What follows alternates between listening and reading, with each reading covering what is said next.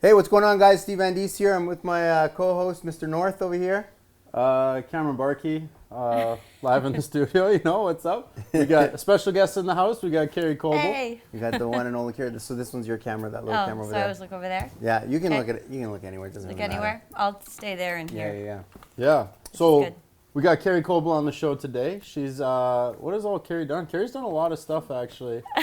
yeah. All good things. Yes, All good I've things. had enough years to rack up It's quite some- interesting because some items. Yeah, we there's items both- on there. we There's both- actual items on that list. we both know Kerry, but we don't, it's like a weird triangular Yeah. mix here. So I know Yeah. Kerry, Cameron knows Kerry, but Kerry doesn't know that Cameron and I know each other. Yeah. So like there's this whole... And weird I don't thing. know how this happened. Which how this happened? show happened, the Thought Oh, yeah. Like, how did you two This is meet? Cameron's idea. It's all Yeah. Cameron's And how idea. did this come to be? Because it's really awesome. Yeah. Okay. So, we, how did we meet? I don't know. We just I make a lot of music. Yeah. And I remember how I met him. I met him through Pow Pow, you know, Coach Pow Pow. Oh, yeah. Yeah, so he... yeah. How do I know Pal though? I don't know how you know Anyways, Pow. You yeah. know Pow for a long time, but what happens is I started hanging out with... EJ. With EJ. EJ Paris, yes, I know him. I started That's hanging not out... his real name anymore though. Fair enough. Yeah. No, yeah, you can't say that. So He changed his name. I started hanging around with Sammy Domestic, or I mean Sammy Streets. Yeah. So Sammy Streets was he was like my first friend Mm-hmm. because I was hanging around with a lot of 10-year-olds before. Long story. You won't go there. 10-year-olds? Yeah, man, like when I was raising kids. So it was Oh. like, yeah. So all of a sudden I realized you stop raising kids and you start going, wait a minute, how come all my friends are like non-existent? Right. So like my only friend was Sammy, and then so Sammy introduced me to Mukai and to Mm-hmm. EJ because those were his group, and then that EJ introduced me to Cameron, and then Mm-hmm. I remember I went to EJ. I'm like what the fuck is up with this guy? I'm like, you introduced me to this Eminem guy. What's he? Oh, he's good, man. He's good. And then as I started to get to know him, I'm like, yeah, actually, he's pretty good. Yeah. So Stevie shot a bunch of music videos for me. Oh, so we got okay. I have a That whole was back the- catalog of music videos from Stevie. Right. Yeah. So then that just kind of happened. He liked my music and was like, yeah, we could do some cool stuff. He normally just, he used to hit me up when he would have like a new camera or like a new thing or like I'm trying this thing. So it's like, hey, do you have a song? Yeah, sure. So it's like all my videos with him are like kind of not weird, but they're just like experimental stuff. I burned him one time. With I did some stuff with black lights. Like pyrotechnics? No, or black lights. Oh. Like the old school black lights were like the big massive Oh bulbs. yeah, that you like couldn't get in like a 3-foot range of them, or else you And he was in a your 3-foot hair would singe. he was I in a remember 3-foot those. range, and I got my back of my neck was burnt, and his eyeballs were off. Yeah, my eyes were messed up. I thought I was gonna go blind. Like I was like, No, my you can't look into the light cam. I was staring right at him because there was Yeah, black lights. The whole wall was black lights, and I was looking at the camera, but like, It's like being in like a tanning bed with your eyes Yeah, open, and yeah. yeah. So the video looked awesome though. he had a sunburn on his back, like on his neck, like a legit sunburn, and my Oh eyes were my like, gosh. I was like, oh fuck, I made myself blind. I was so mad for like a week. And then he Yeah. saw the video and he was happy. Yeah, and then it turned out And it good. was worth it. Yeah. Yeah. How did we meet? I can't remember. I feel like it was through dance and production work, like probably through Brittany. Brittany. Okay, yeah. So yeah, it was through Brittany because she Brittany. knew you first. Yeah, Yeah. yeah. Brittany Reinbold, Where did you go to high school? Ainley, Harry Ainley. but like a long time ago. No, but I'm the same age as you. Yeah, Oh, maybe a I think year, you're a couple years younger. couple years, but like but not by in much. that same kind of Yeah. group of people with Yeah. Trinity and Ainley and Yeah, and yeah, like there was like a couple years ahead of us that always kind of hung out together. yeah, yeah. Yeah. That's wild. So Kerry Koble, now you know our story. Well, me and Steve end up having like these weird conversations at weird times at night. Okay, well, this was like, actually, it's kind of wild, but I used to be involved, like I owned a hotel for a while. And Oh, I didn't know like that. yeah, it's a wild venture. That was a couple of years. Good for you. It was cool, yeah. So I kind of got out of the hospitality side of things in that capacity. And then I actually needed a place to live. And then Steve, we just ended up becoming roommates because it It just was like literally timing happened worked at out the perfect. exact same time. Like the world is very serendipitous. Like it basically once you get it out of its way, Yeah. it does its thing. So Yeah, literally I you don't agree. have to pay like if you try to like move, you have to almost maneuver and flow with it, and everything just happens. So what happened was Makai was moving out, and literally I was like, oh, okay. So I'm like, when are you moving out? He's like, on the 15th, and I'm like, it's like June 1st. And I'm like, oh, okay. And so like, and Cam's like, I don't have a place to stay. And I'm just like, well, you can come and live here. I'm just like, perfect. So it was, it was at the exact same time. So everything happened. Yeah, just my thing ended at the exact same time his thing ended, and I was like, hey, this is perfect. So then we just have like these weird talks at night, or like whatever, and then I was like, you know what? We should just put this shit on the internet. Yeah. And then we're like, if we're gonna do it, let's make money from it. And then that's where my head was at. I was like, if we're gonna do it, let's monetize it in some capacity. Or when stuff like this goes out there, it's out there forever. And like totally. Stuff on the internet's like little real estate pieces that people still look up years later that you can still gain money from, right?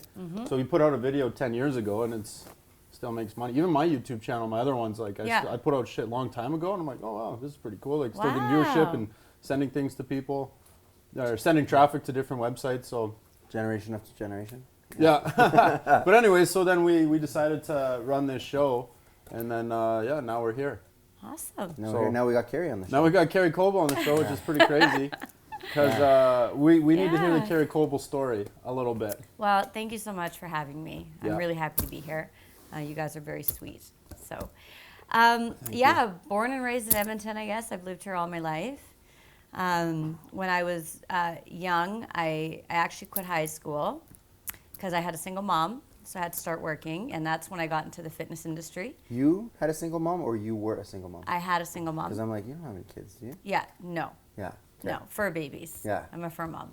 Templeton. Yeah, he died. Oh, I didn't know that. Oh, It's okay, it's all good. Oh, jeez.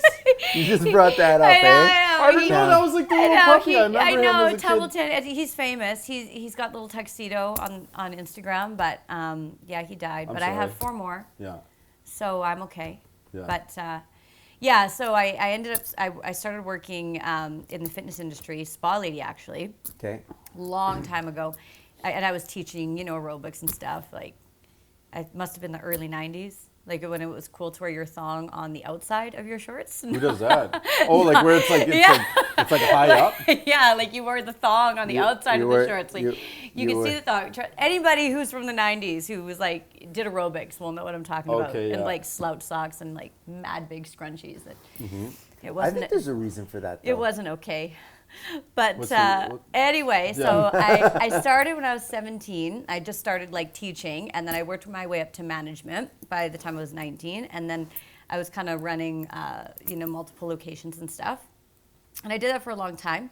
And then I read the book Rich Dad Poor Dad, which I think is a very influential book for a lot of entrepreneurs. Okay. It's like the entrepreneurial Bible.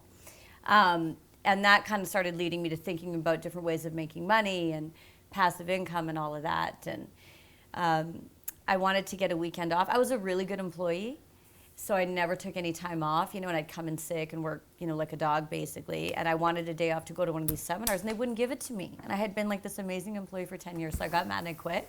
After 10 years? Yeah, I got mad and I quit. They wouldn't give me the day off. What a ween. What a bunch of weenies. And so you said, okay, well, I'm taking it anyway. See you later. Yeah.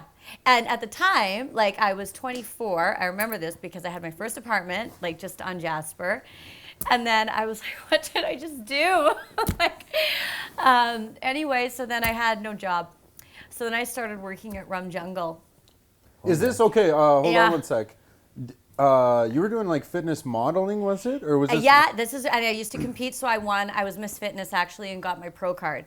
So I had actually done that whole fitness thing. Yeah, like you skipped over 17. That, like no big deal. Oh, like what? Well, it was so long ago. Yeah, I won like the Albertas. This is when you do fitness competition where you had the routine round, and you had the like bikini strength round. Were you bikini now it's kind of routine? Now they do figure and bikini, and there is still some fitness. Like I think they do fitness in Olympia, but yeah, I mean, I like my whole life was exercise and personal training and running studios, and I competed and did the whole thing. Wake up at 5 a.m.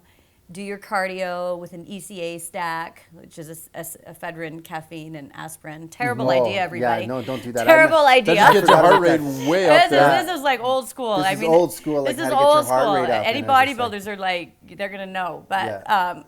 It's like thermogenics. Thermogenics, warm your body up. That's what those caffeine pills pretty much are. yeah. Anyways, That stuff's wild for you. I had one once. Yeah, it scared me. Your heart's pounding. I'm sure it took my liver a couple years to recover. Yeah. But yeah, and the meal prep and the 12-hour days. You did that whole thing. I did that whole thing, and then I ended up winning the Albertas and then nationals and got my pro card. And then at that time, the girls were getting really big and everyone was on steroids, and I don't know, get controversial, but it's just part of that world. Yeah, full on. There's natural and not natural. Yeah, though, no, right? there is, and I think it's better now. I mean, I was doing this a long time ago, probably like 15, 20 years ago, and it's easy to beat a test, like.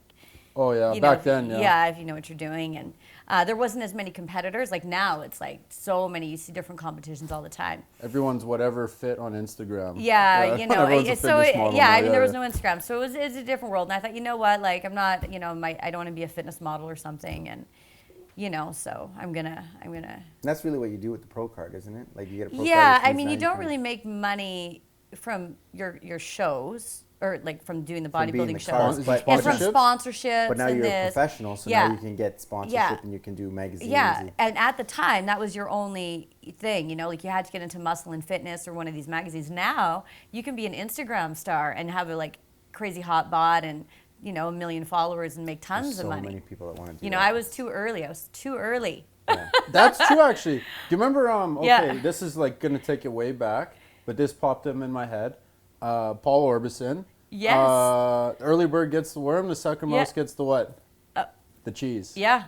Yeah. So that's kind of like the second mouse gets the cheese. Yes, early bird gets. I still have that stuck in my head actually. Yeah. That's the whole early adopter type thing. Yeah. So like, technically, you were too early. I was too early. You know what though? But have you read the book Outliers by Malcolm? Yeah. Malcolm he Gladwell, talks about all these people who've made it. It's the timing. If you're a little early, even if you're just as smart or you have just as much opportunity, but you're a little early or you're a little late, you miss it. So, yeah, the timing for that was a little early. It's too bad, but. That's the same thing as like kind of the struggle that I've been going through with my stuff. Like when I started doing video production and stuff, everyone was buying websites. Yeah. Like, so it's like, okay, great. Like, but you try to convince them to buy a video and goes, why do I want a video? I don't understand why do I need a video? And I'm just like, now everybody wants a video, but now you're at a point where like, it's a lot easier for people to make videos and there's like 1,000 people. Saturated market. And a saturated market. And the kids are basically like killing the pricing. So the prices come way down. I'm just like, how are you doing videos for so cheap? Like, I don't understand what's like you're working for McDonald's pay. I'm like, I know, it's crazy. It's crazy. Like you can't, so you just have to just say, okay, well that market's done. Like. Yeah. So. Yeah, well, and everything overseas now, and you can get anything done in India and everything else. And that's crazy. Just, So now you have to do. Now we do is we specialize. So instead of video is just kind of our tool. We know how to make videos and stuff, but our specialty is like marketing. In terms of like getting content, telling stories and doing that stuff. Yeah. Because anybody now can point a camera. It's not that hard. It's just who can get the right traffic analytics, all that other stuff that comes in behind it with it that other people don't understand. Yeah, absolutely. So you have a pro card in. Yeah, I'm sure it's expired. That's just wild. I never knew. Like, to be honest, I got my pro card. I probably have a picture on my phone of like when I was competing, and it's all. Painted dark and face sucked in from no water. Yeah, geez, and that paint stuff's weird. It creeps me out. Yeah, so it's necessary though. It shows off more muscle, and the stage lights will wash you out. And I see. There's a whole thing with getting shadows there's a whole properly. Thing, yeah. That makes sense. But and then I decided, okay, like I've done it, and you don't really have much of a life, and your diet is so strict, and. So I decided, no, I'm just going to go different ways. And anyway, so I was still working at the gym, but I read that book, and I thought, oh my gosh, I'm an employee. I'm trapped in the E quadrant. I need to get out of it. And then they wouldn't let me, so I quit. And then I had to be. I didn't have a job, so my friend says, well, why don't you go be a bartender? Like you can make money as a bartender. Yeah. So now keep in mind, from the time I was 17, I was working in the fitness industry. So I never went out to bars. I never went to party. I wasn't a drinker. So I go Totally different world. Totally different world. So I go to the bar. You're like, what the? And they're like, yeah, we'll put you, do you know how to do this? I'm like, no, I don't know how to do this. I don't know how to do this. And they're like, well, do you want to do the beer tub? And I'm like, well, I don't want to do the beer tub. They're like, you can be a shooter girl. I'm like, okay. And I didn't realize that like shooter girls, no offense to any shooter girls out there still, is like the bottom of the barrel and like it's the bottom bar. of the bar. It's like the job they give to the person who like literally can't do anything else. And you're 25 at this point? And I'm 25. Yeah. And so they give me my little tray and whatever. And I don't even know anything that's on it. And I've always been good with people. So, I would remember people's names and talk to them and create conversation and create relationships. You probably killed it. You raked home so much money. And then I started making more money as a shooter girl working 3 nights a week Than your real at thing. freaking Rum Jungle Yeah. than I was working a 60, 70-hour work week because I was getting taxed, right? Like, because it was all cash. Yeah. I had my whole week off. And I was just working nights. 3 And nights. then what started happening was, because I was always a dancer. Like, I've always danced since I've grown up. But I never thought I could monetize it, or especially in Edmonton. Yeah. So I would go on the stage at Rum, if anybody remembers Rum Jungle. I remember on Google, yeah. Is this the one in Westminster Mall? Yes, Okay. yeah. And I would dance on the stage. I would do like a little solo thing. And then I would go and everybody wanted to buy my shooters. And so then I thought, this place needs entertainment. And this is when Rum Jungle had kind of started doing the swing girls. And Yeah, the they had those girls in those fire things. and- Yeah, I remember that. And I thought, I'm going to put together a dance crew. I always danced, and that's how the Fly Girls were born. Are you serious? I am I did not serious. know this. Can you explain to our audience what and or who the Fly Girls are? Fly Girls Because it's pretty big. Yeah, all-female dance crew. Been in Edmonton, and we've been on the circuit. We've won a lot of competitions, like third at the World Hip Hop Championships. We're still the only Canadian crew to place that high, and the only female. I remember that. That was 2012 or 2011 yeah, or it was something? a couple years ago. And just recently, I think 2 years ago, we won an all-styles battle in Seattle. Yeah. Anyway, yeah. So I do auditions and I get these girls together and then I start doing choreography and I mean I had no actual training except for dancing, and how I learned to dance is by watching all the videos. I used to record everything on a VHS, like Much Music Days. And I would Electric like pause. Circus? Yeah. Are you no, serious? no, this is pre-Electric Circus. I mean that Electric Circus I was already older. I'm talking like when don't I was even in grade know. 5, like MC Hammer when that first came out, and like Cool Mo D, Wild Wild West. Like I'm talking old, like new hip, like back in the day. Wow, West. Yeah, you remember that one. Wow, West. And and then like Michael Jackson and Janet. So that's how I learned to dance. And the Fly Girls from In Living Color.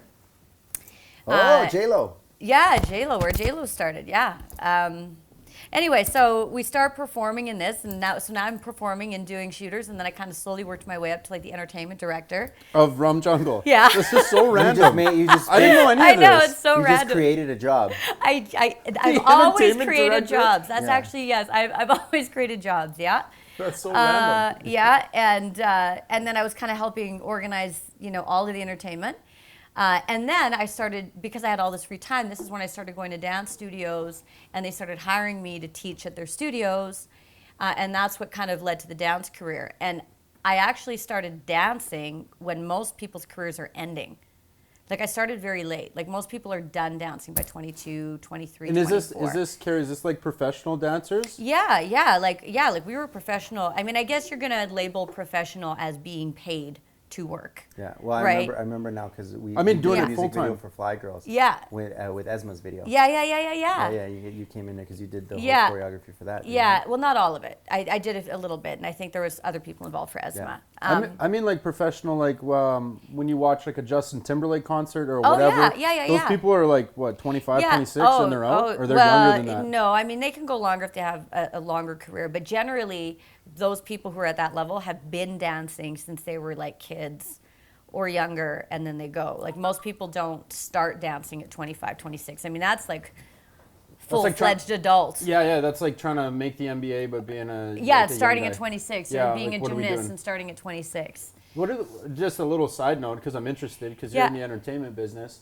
what are those guys like? Is that their full-time thing to be a Justin Timberlake dancer? And then so they have other jobs and stuff. Then hey? Yeah, they usually have other jobs. I mean, professional like dancers, like they obviously want to try and book videos, but they'll book a tour, and that's kind of like the mecca. And you don't get paid a lot of money. I mean, they get paid decently to tour, but it's about the experience and then building your resume. Then you start to get hired to do choreography. I mean, that's really where more of the money is in choreography and production. Oh. But being a backup dancer gives you like crazy street cred, so to Yeah, speak. because we remember the And build your resume, and then you get booked, and then people will be like, they book you to teach dance workshops. Like, hey, come to Sweden and teach us, and so then that's the end goal with and that. then as you build up, the more you can charge and stuff. But at the same time, like I never wanted to go to LA and compete with that and like live in an apartment like a shoebox with 3 other dancers. Like, we were, as far as like what I was doing with teaching that, it was kind of like being a big fish in a little pond. You know what I mean? Like there was not a lot of competition here, so I could book a lot of work. I think that's a good idea. Yeah. Well, I mean, it depends where you're going. Yeah. But I would train in New York, and and I would bring like the best dancers here, so that I was getting the cutting edge training. And because sometimes if you just stay in the small town, like you're not going to bring everything that's new and fresh and have the knowledge and the education. So I made sure I went and got it, and then I brought it back to the community here. Yeah, you can do that with people do it with fashion. Yeah. And you can do it with culinary, photography, more so creative things. Yeah. Even business styles and like, hey, this type of business can work up in here. Yeah. But or different technologies. But that's interesting that you do that. Yeah. That's freaking sweet. Yeah. So then that kind of led to the Fly Girls and this, and so now I had moved from being an employee to self-employed in the cash flow quadrant, I guess. Yeah, from your book. If we're gonna go, we're gonna go through the Rich Dad we're gonna Poor Dad go through cash those flow books. quadrant. Yeah, we're gonna go right through those books. So I was, and then I started, then we started getting more jobs than I could handle. So I started hiring dancers to go work at different clubs, right? Like there was a time when we were dancing at every club, like Bank, Oil City, Fever, like everywhere. We were dancing everywhere. So I can't remember what it would be, but like I would charge $50 as a booking fee, and the dancer would make $150. But now I'm starting to make money, residually a little bit by not being there. And then our whole crew was, kind of dancing everywhere. And then I was providing jobs for the girls and, that kind of a platform. That's cool. I didn't know that. I didn't know you were doing Yeah. that. I just thought you had Fly Girls. I didn't know that you were sending girls out to dance. And like Yeah. go-go dancing, is that a term? Go-go dancing, yeah. I Yeah. guess that would be the best term for it, but yeah. But when we would do like a big stage show or something, it would be like the crew, like it would be all of us together. Yeah. It was a tight-knit group you girls are. Yeah, and then from there, that's what led me into network marketing. Because then I started doing that while I was dancing. That's when you met your friend? Which friend? Your best friend? What best friend? You have a photo with him? Trump? Oh, Trump. Yes, that's where I met Trump. And the pre-president, I liked Trump. But now I'm not such a fan. But I don't know if we need to go there. But. You're just going to throw that at her randomly Yeah. like that? She brought it up. That's No, what you brought it up. You brought it up. You I said was you like, were part who's of my the- best friend? Part of the marketing. Wasn't that the marketing Yeah. you were doing? Because I had done well in that company, one of the perks was, I got to meet and take a picture with Donald Trump, talk to him a little bit, which was great. But I mean, at the time he was an entrepreneur and a successful one, so it made sense. What was the conversations like? Well, I mean, I didn't get to talk to him for that long. Yeah. You could imagine how busy he was, but he was nice. He was a nice guy. I mean, he didn't grab my pussy or anything. I know everyone's waiting. Like, Holy shit, Kerry. Wild. Well, apparently he can, I guess. I mean, I don't know if this was like Before or after that. pre-pussy Trump. I don't know.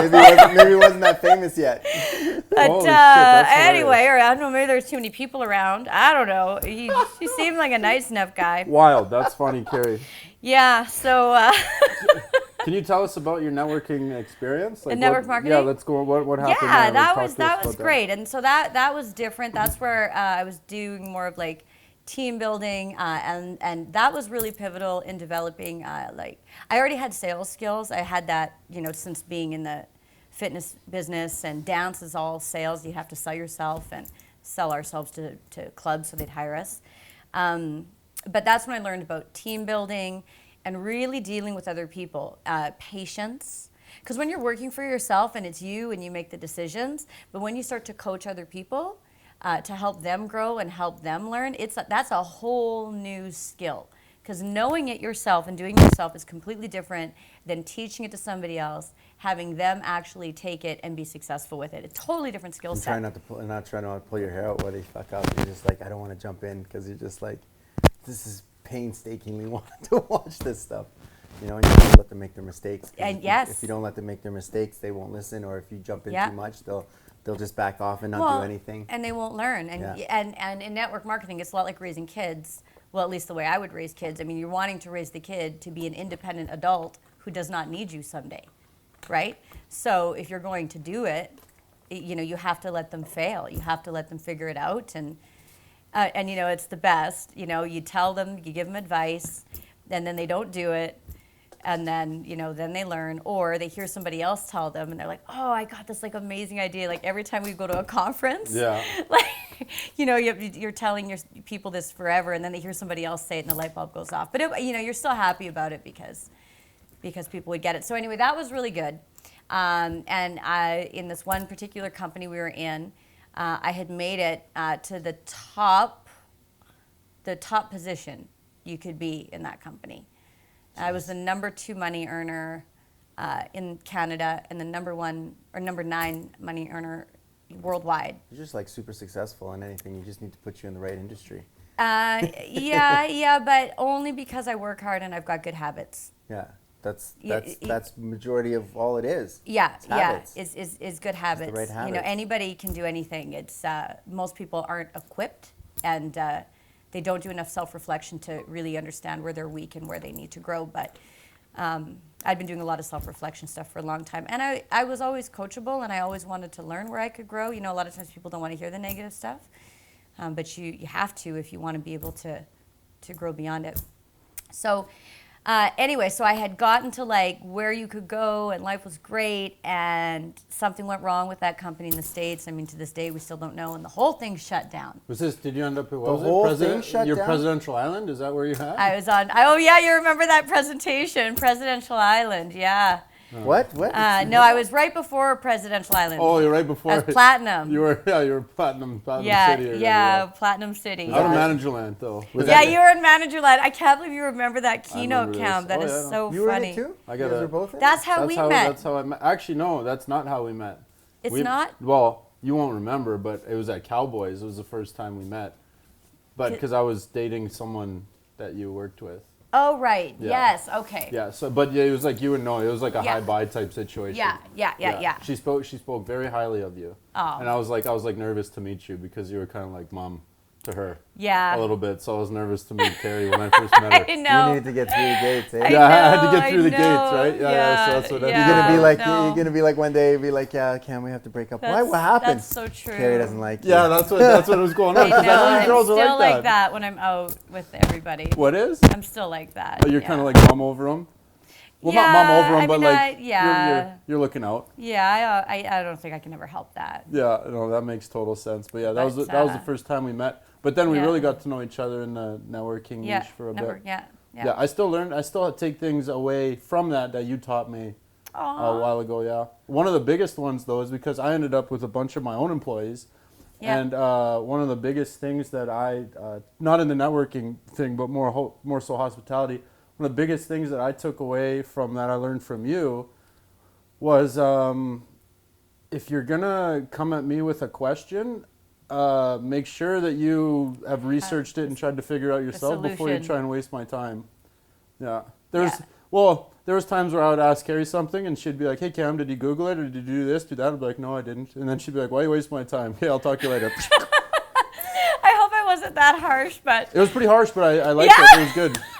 You must, yeah. No, well, no, no, I enjoyed depending. it. I enjoyed it because it's like, well, I grew up playing sports and stuff, Yeah. and there's like tough love and stuff. And Yeah. then, you know, when you coach someone, you gotta. But you know what? I probably spoke to you that way because I knew you could handle it and you preferred it. Yeah, that's what I'm You saying. know, I would speak very differently to different people on my team. It's just like kids. Even if you have 2 kids, Yeah. you know, a lot of parents will tell you the way they handle one child, they have to handle. Well, Because one's more sensitive What than the you know, other. and they or- just did the same parenting style doesn't always work. So it's the same if any type of Coaching, leadership or mentorship, coaching role. Yeah.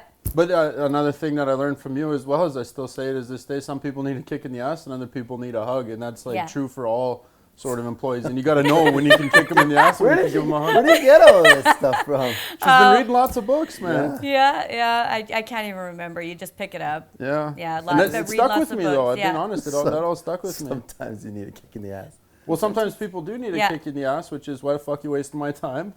Yeah. And other that's times it's like, something- Cam, you know, I understand. Okay, Yeah, they need a no. hug. Yeah. Yeah.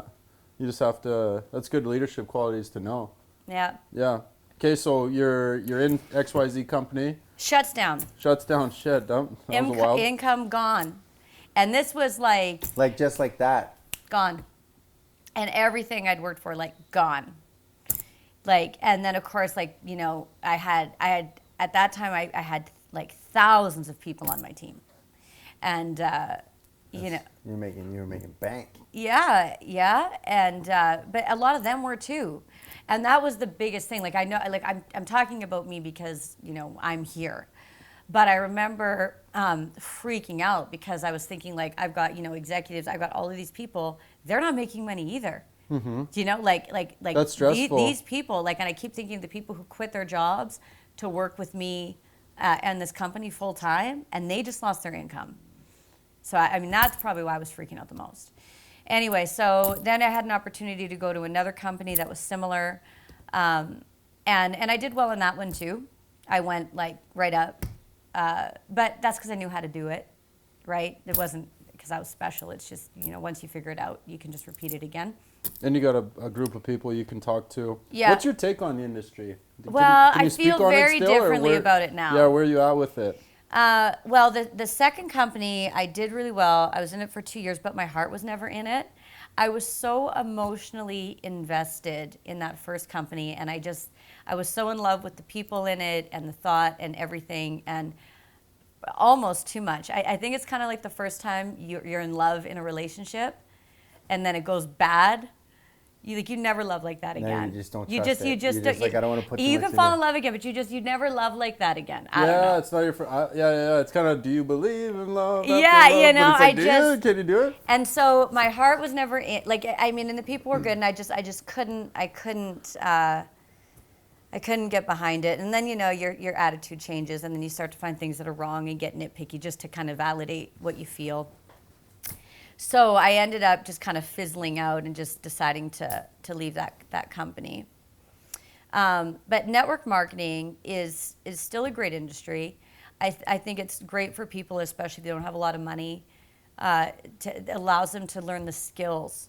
That's the best part about network marketing, is that it really teaches you the skills that you need to be an entrepreneur or a business owner, which is what most people lack, which is why most people fail. So for that, I think it's good. And I think it's good to hang around, the dreamers and not the pessimists, and network marketing is full of that. Dreamers or pessimists? But saying that, dreamers. Okay, yeah.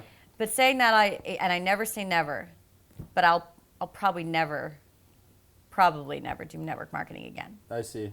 I don't think I would ever go down that path again. Mm-hmm. Yeah. Yeah, that makes sense. That's a Yeah. tiring, a taxing industry. Yeah. On your mental, I think, a little bit. Yeah, it is. I mean, and it's interesting because now that I'm in brick and mortar business. Oh, okay. So after that, I kind of fizzled out, and I thought, I love people. I love helping people. So then I increased my education. I became a John Maxwell certified coach. I didn't know this. Okay, now this is part of the story because I'm following you up until the Donald Trump sort of era. Yeah, so that I Donald don't- Trump era was the second marketing company. Yeah, I don't know anything after this, so this is all Okay. brand new to me. So I, whatever, I make it, and then I'm like, oh, I'm not happy. My heart isn't in it. I don't believe. This was the second one? The second I one. thought that was the first one. No, first one was. First one she was tied to because she liked the people and everything. That was the first Okay. love. Yeah, and then the first love just died. The owner too. Yeah, but later. Yeah. But I assume it was all the stress, because he was a good person and doing the best he could with what he. That's crazy. Looking back on that now, and this is just you and me talking because no one's gonna understand really. Yeah. But that was crazy. Like I'm thinking how stressed out that guy must have been. Yeah. Because of everything that was going on and how this gentleman's story kind of went. Yeah. He would have. Well, to be honest, I lost my dad, and that was probably 99.9% due to stress. Yeah. And the same thing happened to him. It happens to a lot of. Yeah. That was probably so stress overwhelming. is the worst thing for the body. Yeah. But anyways, so that was the first company, Stevie. Yeah, so the second company was Donald Trump, or whatever. Not his company. I just had the opportunity to meet him because that was a perk. Yeah. But then my heart wasn't in it, so I fizzled out. And then I said, I'm going to focus on coaching, sales, training, people development. So I had a lot of experience in it, but I went and I spent like 10 grand US and became are you familiar with John Maxwell or any of his leadership books? I am, yeah. Oh yeah. I got this big one. He's like top of the top, like just great. Leadership, yeah. So I got a full John Maxwell coaching program, and then I started doing contract work. So I was doing like car dealerships where I'd go in and help them with like sales and. No way. Yeah. You're like a young Tony Robbins. Yeah, exactly. That's simple, like a consultant, like that leadership consultant. Yeah, leadership sales consultant, and I would go in and do this, and I had a lot of private clients, and and I did that probably for about 2 or 3 years. Mm-hmm. And again, network marketing, I had known so many people from that, and they had known me. And so it was easy to be like, hey, you work for this company. Can I send something in? Are you guys looking, And I was able, it was a hustle though, just like anything, but. You had a huge list to work with. Yeah, That was a big and I was able to advantage, get in and start working with people, and I had credibility for that type of work.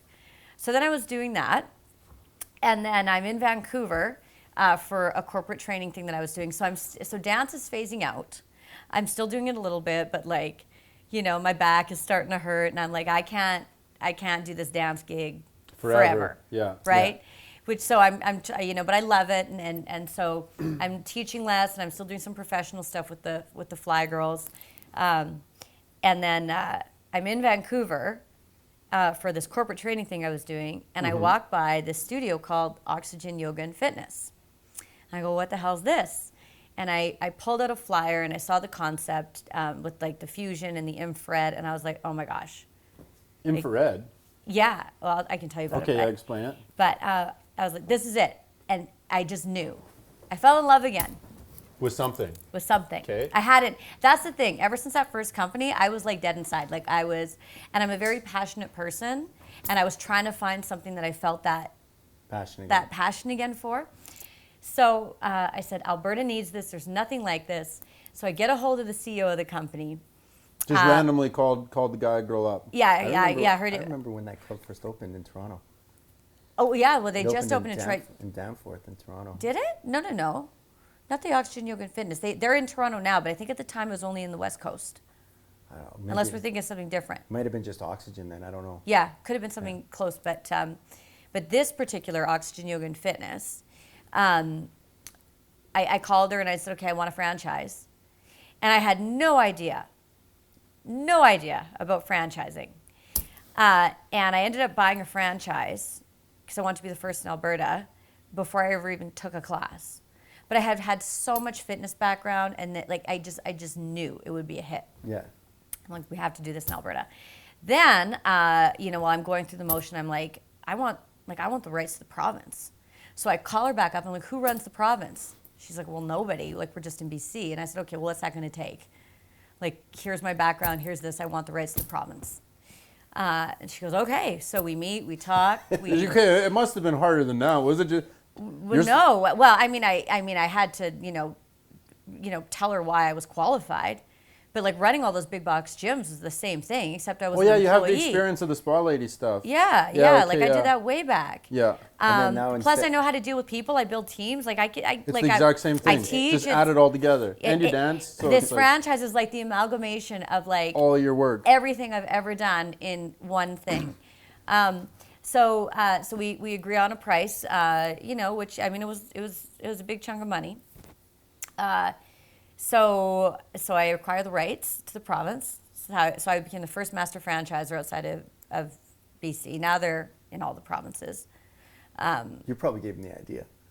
Well, I mean, I think she wanted to go there eventually, but But didn't have. But, How do you but, expand but in you no guys, plan? You know, but you guys but- setting up the organ, you setting up know, the deal, yeah, doing all that yeah. other stuff. She goes, "Oh, this deal works. Let me Yeah. redo it. Let me do this deal in the next one." yeah, and the and next then the opportunity became there. So then my store, the building I wanted to get into right now, we're located in Windermere Crossing. They were supposed to open within 6 months, but then they delayed the building, like physically building the building. It was a brand new area. Yeah. Another 6 months, another 6 months. So it took like 18 months. Did you get stuck paying the lease? No. Okay, because I good. wouldn't have to do any of that stuff until it opened. Okay, good. But now I'm selling franchises. So I ended up opening 3 locations before I ever even opened mine. one. Oh, that's hilarious. But it was fine because I got the practice and, all of that. But I mean, I treated their locations just like mine because I'm the have to. franchiser. So I help people with everything, the build, opening, operations, and then I get royalties off the locations. So it because was I'm a probably a franchisor. blessing in disguise that it was delayed. Yeah, totally. And then by the time mine came around, I knew what I was doing. So now in less than 2 years, we have 8 locations. In Alberta or in Alberta. Edmonton? Yeah. In Alberta. So Fort McMurray, Sherwood Park, Edmonton, Airdrie, and then 4 in Calgary. And then I've got a few in the cooker to get a North End and a West End location in Edmonton. Wild. Yeah, and I'd like to grow the province to 12 to 15. I don't think we could hold much more than that. BC, there's like 40, but they've got way more people. Is this like probably 20 of them are just in Vancouver? Yeah, and 40. the place yeah, there's alone? lots. We're at 70 now nationwide. Yeah. So the brand itself is growing, but in Alberta, that's just That's a big amount of stores for any business Yeah. to open 70 across the country. Like that's Yeah. especially in Canada, that's a yeah, great. yeah. No, it's a big franchise, and it's doing really well. We do some really unique things there, and yeah. So it's so as the franchiser, I've got the fitness background. Yeah. I get to be with people and I teach, which I loved about dance. Yeah. Like teaching people, and I've always loved helping people better themselves in any way that I can. So now I can do that physically, and then I get the residual income, with royalties, You just put it all together. and I was able to put it all together. But it comes with a whole other set of headaches because it's brick and mortar industry. And so now, everything network marketing, there's really no cost, right? That's what was great about it. Now it's like, don't even, like my lease, to pay the lease and this and everything costs money. Taxes, it's just so much money to operate. Every little So thing. you have to make a lot more money to turn a profit. Yeah. They call it a nut. Yeah. Well, yeah. When your nut's like here, Yep. you got to make that. It's a break-even point essentially. Yeah. Yeah. Yeah. So there's a lot of other skills going to. Yeah. I don't know, negotiating, leasing, Yeah. all sorts of stuff. Yeah. And I've had some really great people help me along the way. Like I didn't know what I was doing, like on that end of things. The operations I knew, but like what I know now, because I've had some really great people mentor you? me. Yeah, because I mean, I wish I could have started over. I probably would have made like 3 times more money. Oh, like started with that? Started with the knowledge I have now. Oh, I think that's with And all of re- us. And restart the province, But that's okay, because that's never how it works, right? I No. mean, you can't go swimming without getting wet, so I had to jump in and figure it out as I went. And then I've had some really great mentors. How did you find your mentors? Like how do you Well, even find them? I've never taken advice from people that don't actually have what I want, and I would always say that, like, never take advice from people who like don't actually have. Like, so many people take money advice from people who don't have money.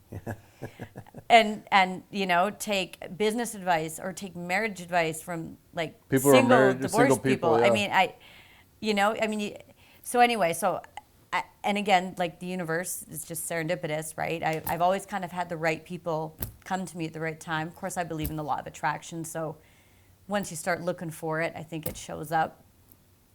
But I've just found people who were really good and either offered to help them in any way I could, work for free, I just do whatever you need to do to get around those people. And most of my mentors have been through books.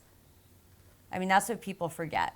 Yeah. You know, so many people think, oh, I'm not surrounded, because they say that your income is the average of the 5 people you spend the most time with.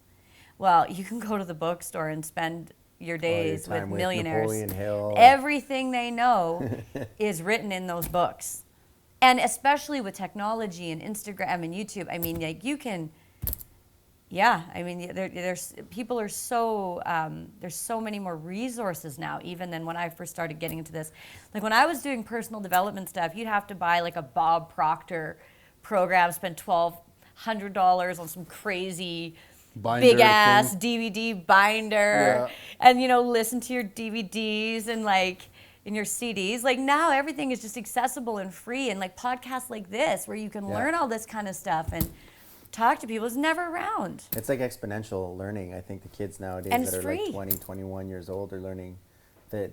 Yeah. I understand now why the older people look at the kids and they be like, man, these guys know so much. Yeah. You can become a professional chef from watching TV now. I swear to God. Yeah, no, you probably could. Do you think that, this may sound weird, I think in the art sort of thing, do you think that saturates markets at all? What do you mean?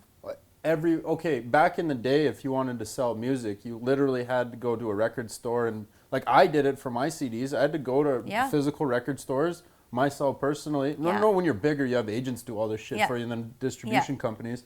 But I'd have to go to these places and be like, hey, would you sell my, okay, cool. Like I had my CDs in a bunch of record stores, like physically you had to go out there and do it. And no one would do that because they were too scared. Like everyone was too scared to go to a record store and actually do it. Because of the rejection. Because rejection and stuff, because it's you physical. You went straight to the retailer? That's interesting because I would imagine that people would try to find the distributors. But you never think about going actually right to the retail, because you don't learn that when you're like Rich Dad Poor Dad, like unless your parents know, like you can. The retailer, the person owns the store. Like if you want to bring it straight to the owner and say, hey, would you sell my stuff? Yeah. They, if they like it, they should shit. That's what I did. We'll put it on consignment. Yeah. I'll buy it once people buy it from me. Well, I had it set up where I got paid up front for it. It was like, here's your money. And they would sell it for more money than they paid you. Sell it for a little bit more than they paid me. So they when they ran out, they called you and ordered more. Yeah, that's exactly what would happen. And it was, but that was like a barrier to entry where it was like, I don't even know how to explain. I don't want to say now it's too easy, but now that barrier is completely gone, and now anyone and everyone's just uploading shit to the YouTube. So now it's kind of like saturated though. Yeah, it's like super saturated. It is, but the talent will rise. Yeah. Because if somebody's really talented, they get all the shares, and like. Well, not necessarily talent. It's more so what the market wants. So like. Yeah, no, that's true. I guess that's true because you've always got the gimmicky or the funny or the whatever, but still like, there was this one example of, and she was a singer who was going to quit, and then she went to this thing and her video went viral, and overnight, she's so good, and now she's a professional singer. Yeah. But that could have never happened. This is true. That could have never happened before the information age, the way it is now. It's just crazy how fast stuff gets spread, right? And it's wild because I have all those old school Rich Dad Poor Dad CDs. Yeah. I used to listen to them when I was like 12 years old. Yeah. But it was like some like weird little knowledge that not really many people had, because this was like. I don't even know how you bought those. Like, there wasn't even, like, Amazon was just barely there. Like, where did you get these? You needed the actual books. Yeah, you would go to, like, a bookstore. You would order them. And then there's, in the back of the bookstore, there's a little website. Yeah, their little seminars. Yeah, and you'd have to go to their seminars. Yeah, that was crazy. So you'd pay for the seminar, and then they would... for what? A seminar. Like at the bookstore? No, like a Rich Dad Poor Dad seminar. Like you'd hear about it, and then you go, and then they it's like all that real estate stuff now. They're like, learn how to buy and sell houses, and then you go for free, and then they, want to sell you their $2,000 program, which I'm sure works. I'm just, Is But that that's how they do their sales, how they right? did it, Like, yeah. like if Back I'm in going to the do day, a they still sales, do those. if I'm going to do a sales pitch on what I Yeah. want to do, instead of basically like for me, for instance, it would be the same thing. It'd be like, hey, I'll teach you guys how to do social media marketing. I'm having a free seminar. Yeah. All you business owners, feel free to come into my seminar. Yeah. And now I have a room full of 100 people that I can sell to. Targeted and then leads, yeah. Targeted leads, and 1 or 2 or 3 of them will pick up and buy. Yeah. You know, and then all of a sudden I have 3 people that are like buying my program in Yeah. terms of like, or now I have 3 clients now. Yeah. That's what they're doing. Like, you know, you're walking into it, but sometimes people just want to go to see, okay, what's he going to actually, Yeah. Well, I still go to those seminars, but I won't go for you go to learn the actual sales technique. Yeah, I'm like, these guys are dirty salesmen, saleswomen. They're like, I'm like, yo, like this is borderline like stealing from people, but I you kind know of like what? it. And Like, you they're know so what? good. Like, oh, I and I know, write down this notes. is, I know, but I know because you go to learn the sales tech. But and that whole industry has changed a lot too. Like, you know, like even and I guess I'll just throw out the name, but like even like Anthony Robbins events and stuff like that, or Robert Kiyosaki. They've changed. You know, back in the day, like you would go see them for a weekend, you know, and I they've been doing it a long time. I get it, but I feel like a lot of the seminars now, they kind of have a headliner, and then it's like 10 of these other people who you've never seen before, and then you get like an hour of the person you want, and then they try and charge you a whole bunch of money. That's what Like, they do. That happened to me a little while like ago. it's just changed a little Yeah. bit because the whole self-development thing is so big, and you've got all these people doing their online this and on, you know. That's what I'm saying, It's the just hard. saturated It's harder part. to find the quality. But you like know, you what- really but have to you know what to he's look doing, for. But you know what with Anthony Robbins is interesting because what he's actually doing in those seminars is finding and plucking out coaches. Yes. So he's taking, Yes. because the people that are going to his seminars now Yes. are high level people that need Yes. to jump to the next level. So Yeah. he's pulling from them, and now he's building personal coaches. And then he says, okay, you know what? I want you to work for our team, and now you're going to Yes. be a coach, and everyone who wants to do Anthony Robbins is going to talk to a specific coach. They're clients, and they just send the clients to that and person. he's passing the torch because I Yeah. mean you know, and he's always been good. I was very careful to like even say his name, but I like him. I've always yeah, listened to him. yeah, like, with his neuro- he's I've got all his books. Yeah. He's great, and he's expanding his network and changing his format. But I guess my point was that's quality. It's just hard to find the quality, and you know, people are spending all of the money, and they go to these events, and then it's just a bunch of fluff. Yeah. You know. Yeah, that's what do they call them? Motivated idiots. Like, not to say anything bad about it, Yeah, but yeah. like there's two sides to it. You could get someone completely fired up, like a walk on coals event, Yeah. but like you didn't really teach them any tangible skills, so they're just Yeah. like they go out of these events like Yeah. I'm gonna kill the world, yeah, sweet. Yeah, and then they go back into their habits and their Yeah. paradigms, and they have Yeah. no skill. Yeah. That's have when they no do. That's when they're running that neuro association thing. All Yeah. they're doing is just driving up their emotion, get their emotion high, Yeah. and then as soon as their emotion hits that pinnacle, they attach a product to it. And Yeah. boom, buy this product, and they're where do I sign? Yeah. They get excited and they go home, and then the energy level Yeah. drops, and they don't know what to do anymore. Yeah, but that company got their $3,000 course out like Yeah. into the person's hands. Yeah. Just the wild. Well, and the course Sales. is probably Good. Good. It's great material, yeah. You know, the person just had. I mean, that's the biggest thing. I mean, even with like the franchise model I'm in now and dealing with franchisees and stuff. I mean, you know, franchising, there's a whole system. Like we have everything laid out for you, but you got to do it. Yeah. You know, you know, and so It's interesting because people are always looking for like the quick rich thing. I'm just like, you need to Yeah. figure out what it is what habits do you want? Like, Mm-hmm. what habits do you want? Like, because you could be rich, but then doing shit you don't want to do. yeah. I honestly, most people should just keep their job. Like I don't even want to be a hater. Like, because anybody can do anything, but like entrepreneur has become a very sexy word. It's not. It's ugly, And man. it's the ugliest, but it's like, you know, be your own boss, live your dream. You know, you see all the Instagram stuff. I'm an entrepreneur, and he's got his Ferrari and his mansion and his Well, actually, palm he's got books. trees. He does. It's not the cars. It's the books. You You're know, talking about- and, you're talking about, like, this, yeah. This is my. Goes, yeah, as much as I like those Ferraris, my biggest value is right here. And here's Yeah. his- Books, yeah. his Great bookshelf. marketing, though. and they sell that dream to people, Do you know Yeah. what? but they whole- don't have the skill set to be an entrepreneur. No. It's like I can get excited about being a professional singer, but there's Big difference. There's a big difference. Like even like let's take somebody who can sing, because there's millions of people who have beautiful voices, and a professional singer. What's the difference? They can both sing. Well, one can probably handle rejection, because Ooh, if you're that's not deep. willing to handle rejection, you can't go to audition after audition after audition, put yourself on stage, go to the record stores, right? So it has nothing to do, being a professional singer, like, you need a lot more skills than just a nice voice. You have to be able to handle travel, a rigorous work schedule. You need to be able to handle pressure, people talking about you, need a thick skin. Like, all of those things are required, because anybody who can't do that, they just quit. They say, I want to be a singer, and then they hit those words, and then they quit, because they don't have the skills that are required to be at a professional level in the game, even though they can sing. That's probably that's the same thing with network marketing. If we take it back there, it's pretty much a lot of selling a dream, selling a lifestyle. This is what we could do. Yep. You know, so I don't see anything fully wrong with it, because you kind of have to believe in yourself and in the person that you have on your team. Because if you're like, hey, you're going to sign up for this and not do anything with it, so you can't do that to someone. And the network marketing, and this is, even though I'd probably never do it again, why I still support the industry, is because network marketing provides the tools to help people start to learn build those skills. Especially the skill of rejection, or the skill of being able to handle rejection.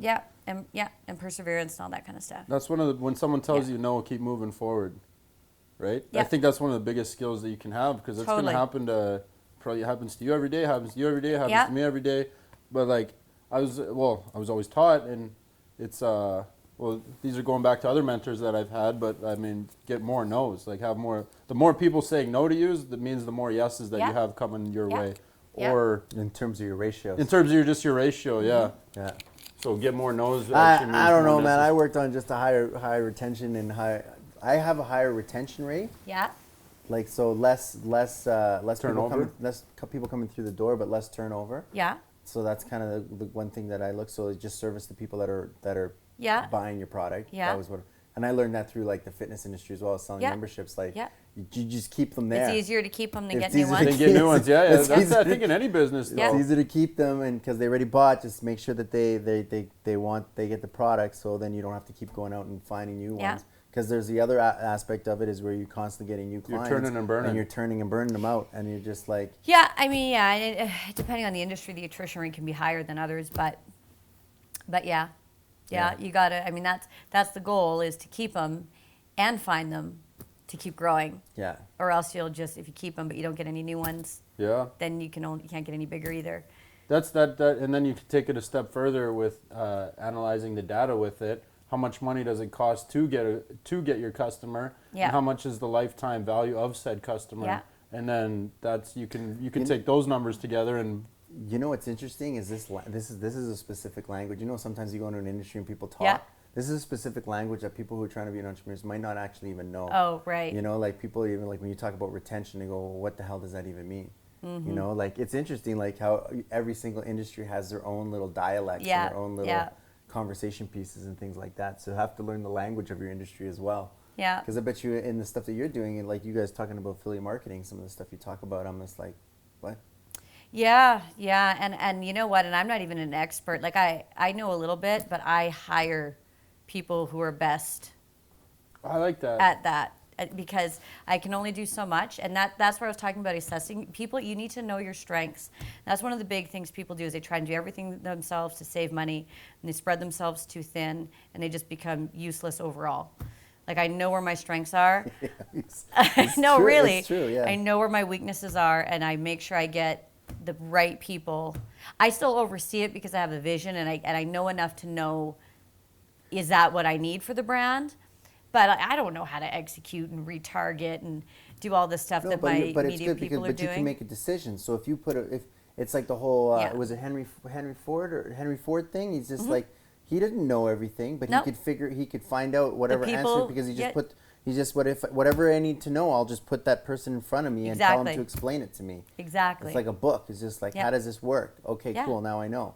And then you go. It's like the same thing. Like, you just get the right advisor. Yeah. Well, we got Google here. Yeah. Well, to be honest with this show, is I freaking bullshitted it out my ass. But like I know it sounds really funny, but like building the actual show. Yeah. Like the actual getting it on YouTube, Spotify, this, that, whatever. Like, it was the biggest. We had to figure some shit out. Yeah, that's so funny. That's what. And I'm a '90s girl, but like that's what was so good about the '90s. Like, you could get in an argument with somebody, and like just yell and hold your point because you couldn't prove anything with Google. Oh, like yeah, now, that's people, true, you know, yeah. people would argue in the 90s, like, they would "Let's just go Google back it." and forth. Yeah. Now it doesn't even, let's Google, Let's I'm Google it. done. Oh, I'm wrong, I guess. Yeah. Yeah, all right. Fuck, okay, yeah, 90s, you you win. could go on and on.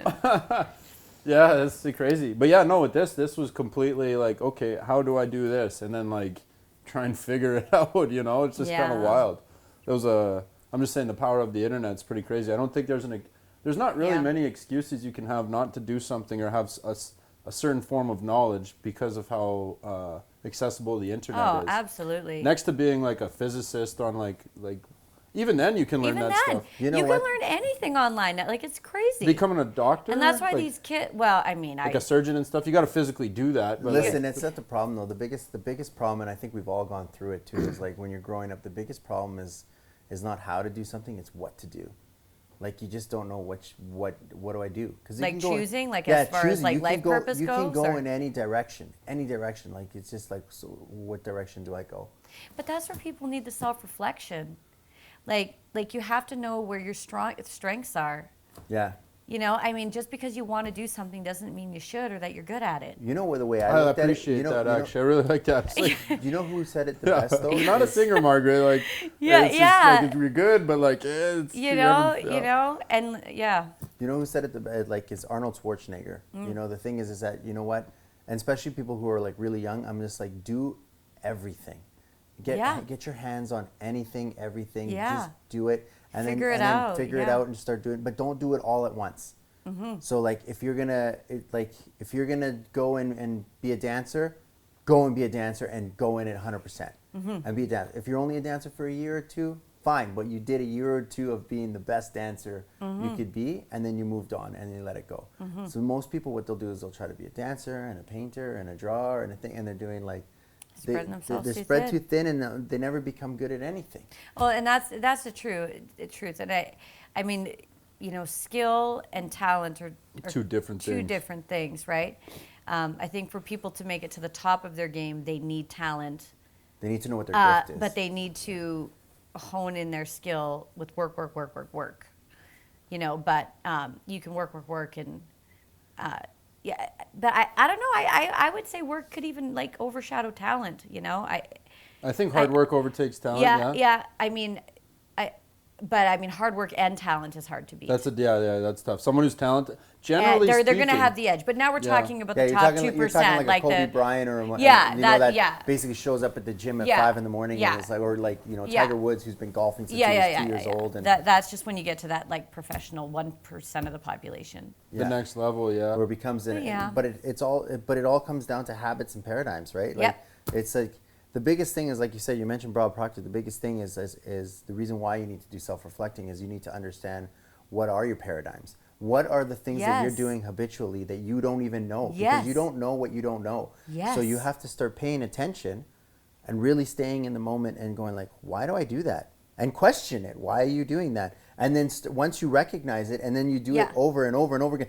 you're like, holy shit, it's a habit. What am I doing? And then that? you become aware of And it. then you become aware of it. And then you're like, I don't want to do that anymore. Then you have to now learn how to reprogram your brain, Yes. learn how to change the habits. And once you learn how to reprogram yourself, Yes. that's when the power really blows up. Because Absolutely. it doesn't happen overnight. It's about programming. It's about creating the rituals and creating the actual steps over and over and over, and just doing it in repetition until it becomes habitual. Yeah, and I think it's even more important now because the more technology that comes at us, the more distractions, the more instant gratification, the fast-paced life, the worse our focus gets.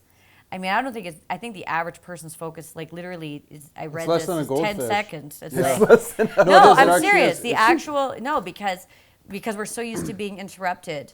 And nobody can focus. And even me, who I would like to think my focus is better than the average person, I can get distracted. So I learned about the Pomodoro technique. I don't know if you've heard about Talk this to me focus about technique. it. I need this in my life. I know. It has been life-changing. I can get so much done in a day. Pomodoro? Pomodoro. Pomodoro. I think okay. it's like spaghetti sauce. Pomodoro, isn't that as I have no idea. Anyway, I don't know why it's called that, but you can Google it. And it's the number one research and like lots of doctors, lots of studies on how the brain works. And so the theory is that you work for 20 minutes. Okay, you put a timer on like 20 minutes. And you turn off your phone, and I mean, you can even put headphones on and get binary beats and all that, like if you really want to go to another level. And then you do one task, only one task for 20 minutes, and then you take a 5-minute break. And you have to take a 5-minute break because even if you think you're doing good, after the 20 minutes, your brain starts to lose attention. And ideally, do something for 5 minutes that's not looking at your computer, like go outside or pet your dog or have Water a cup the of plants, coffee or- or what, do just take a break. something that's not this, and you time it, and you do 4 rounds of this. And they've also done studies too, when you do the 20 minutes, if you listen to a certain type of music, and it's better for the brain to have no lyrics because lyrics will distract. So that's why classical. That's a lot crazy. of people, Classical. I've done this. yeah, and I didn't know what it was classical called. has mathematical properties to it. That anyway, and then the binary beats, which you can get for free on YouTube. What happens is especially if you start to listen to the same song or the same type of create a music, neuroassociation as with soon that as your frequency. brain, it's just like I'll just start to sweat when I like go upstairs. Like we were laughing about that because I work out so much that my body is like, Oh, here we're it doing a comes. workout, let's go, We yeah. got to, it's the same thing with your brain, and your brain will say, oh, they're about to focus, and your brain, you'll develop gotta like be neural productive. pathways. Wow. And you'll create new neural pathways that allow you to focus more. So I haven't even been doing it without the headphones, which is my next step. I can't find my headphones. I've got to find them. But just doing the 20 minutes, 5 off, 20 minutes, 5 off, and you do it for 2 hours. You round 2 hours, and then you take like a 20-minute break. And then it's proven that you will get way more done in a day. That's crazy. That's cool. Yeah. In 2 hours, or you mean you just do that? Well, you can do it. Yeah, you would do it depending. Like That's if you're just doing an for one 8-hour task. workday. Yeah, you do 20, 5 off, 20 on, 5 off, 20 on, 5 off, 20 on, 5 off. Then you take like a 20-minute like bigger break, 20 like- half an hour break. Yeah. Go have something you eat or whatever. Yeah. And then come up and do another task and do Yeah. the same process. Yeah, and then do another round of 2 hours. That's Is weird. that- I learned Yeah. that from. Have you ever listened to a Kevin Trudeau tape? I know he's kind No, of. it could have been like controversial. the technique is. I mean, I didn't come up with it. And then you use the music to trigger the actual focus in those 20 minutes. So then those 20 minutes become Better laser and better focused. and better, just like how you get stronger and stronger, how you develop a muscle. Yeah. Then your focus muscles, because they are muscles that need to be developed, so to speak, get better and better and better, and your brain starts to work better. Like this is the thing that people have such a victim mentality, but like we develop our brain. Like complaining and bad attitudes literally create neural pathways physically in the physical world. physical in your brain, like when you see the brains and it goes It fires off. it fires off, and it creates these bridges, and it becomes easier and easier for your brain to have complaints and think complaints until your life is one big complaint. Yeah. And when you identify the habit and then you say, I'm not going to complain, I'm going to say something positive, then that bridge, that's a complaint bridge, starts to fire and separate, and then they start to create new pathways of positive thinking. And then eventually it gets to the point where you can't even complain anymore because you're so literally hardwired. Happiness You're and hardwired. literally Yeah, hardwired. it's like changing the like water. Like you Yeah. just move water in different channels. And different focus directions. is the same. Everything is the same. Willpower is the same. These so-called characteristics, determination, perseverance. It's all hardwiring and mindset choice. And that's why. What did you say? There's too many complainers, or what did you just say? Victims. Everyone's a victim mentality. Yeah, but my they're life doing is it like to this themselves. because of that. My life is like this because of that. That drives me mental when people. But it's say all based stuff on like that. choices. It's all based on choices. And Then what have you to make what a you put decision. into your brain. What you put and your body. Yes, and I say that because I've been very fortunate. I mean, I didn't grow up rich, probably more of a poor family, I guess. But there are people who've had way worse lives than me, and there's people who really come from like poverty and abuse their brains are wired and their different. brains are so hardwired, and sometimes they can't get come out of it. You can't get out of it. And so I can see a person like that and say, okay, like I understand, where you are, but even then they can turn their life around, But I don't judge them if they don't. Yeah. That's a controversial thing to say. I remember I got in a conversation with someone close to me. This was 2 years ago or so, and I was like, I was trying to make the argument that pretty much anyone can do anything that they really want, right? For the most part, like if you don't have legs, sorry, you're not making professional. You're not playing for Real Madrid, like bar physical ailments and like severe mental disability. I really believe that the general person who can come from zero literally has the capability to become anything that they actually choose to be. Just takes a lot of work, a lot of effort, and stuff like that. And they need the opportunity. Yeah. Reading Outliers, and if people haven't read that book, you got to read that book. I was very like, anybody can do anything, and I read that book and it really opened my eyes to the advantage that certain people have. Yeah.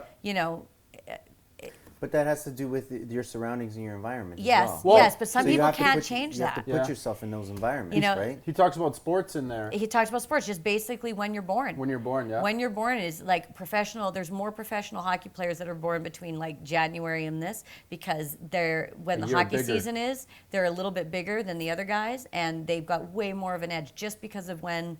Just because their age difference. Just because of their slight age, like they're all the same age, but the 10-year-old who's 10 years old but is like 11 months into 10 versus 1 month into 10 is bigger and stronger and will always have this advantage. Anyway, it was a really interesting book, And then you see, like I watched The Blind Side. Have you seen The Blind Side? I met that guy a little while ago, actually. Yeah. Clinton. The big dude. Yeah. Yeah. I've seen The Blind Side. Yeah. True story. And you think of like, would he have been able to come out of that if he didn't have the opportunity to meet that family who helped him? Probably not. Do you think he attracted that into his life, or is that a fluke? Maybe we'd have to ask him. Yeah, that's true. The way the movie shows it. Yeah, because like that's what I'm saying. Like if people start making moves to basically better themselves, success comes from preparation meets opportunity. Yeah. Like you have to prepare yourself for the opportunity, and when you prepare yourself, because it's interesting. Like God will never give you more than you can handle ever. Yeah. And you'll never ever get that. If you can't organize your shit right now, you're not going to the next level. Yeah. You can't get there. Yeah. Yeah. Right? And so that's kind of like the same, you just can't get it. It's just because you need to organize here. And so once you start to organize, then opportunities start to open up. Yeah. I mean, it's and it's interesting because when I got into this business, like I had always had fitness, but I'm a yoga teacher as well. And so I did my whole yoga training. And there's a very spiritual side to yoga. And it softened me, but in a good way. Because yoga, it's not a religion. It's actually all encompassing. And it talks about, there's kind of the 8 limbs of yoga, which I guess would be a 10 commandments thing. But it's not a commandment. It's if you choose to follow these, you'll live with less suffering and more enlightenment, and probably just be like a better person and happy person. But hey, take what serves you, leave what doesn't. Yeah. And so I would always kind of judge, like, oh, this person could turn their life around. This person could turn their life around. And I'm thinking, I haven't walked in their shoes. I haven't lived. Everyone's doing their own journey. I haven't lived their life, and maybe that's what they're supposed to experience. And when they die, they'll come back around, and it'll be better on round 2. Like I always have an idea that we are all we're here to experience suffering.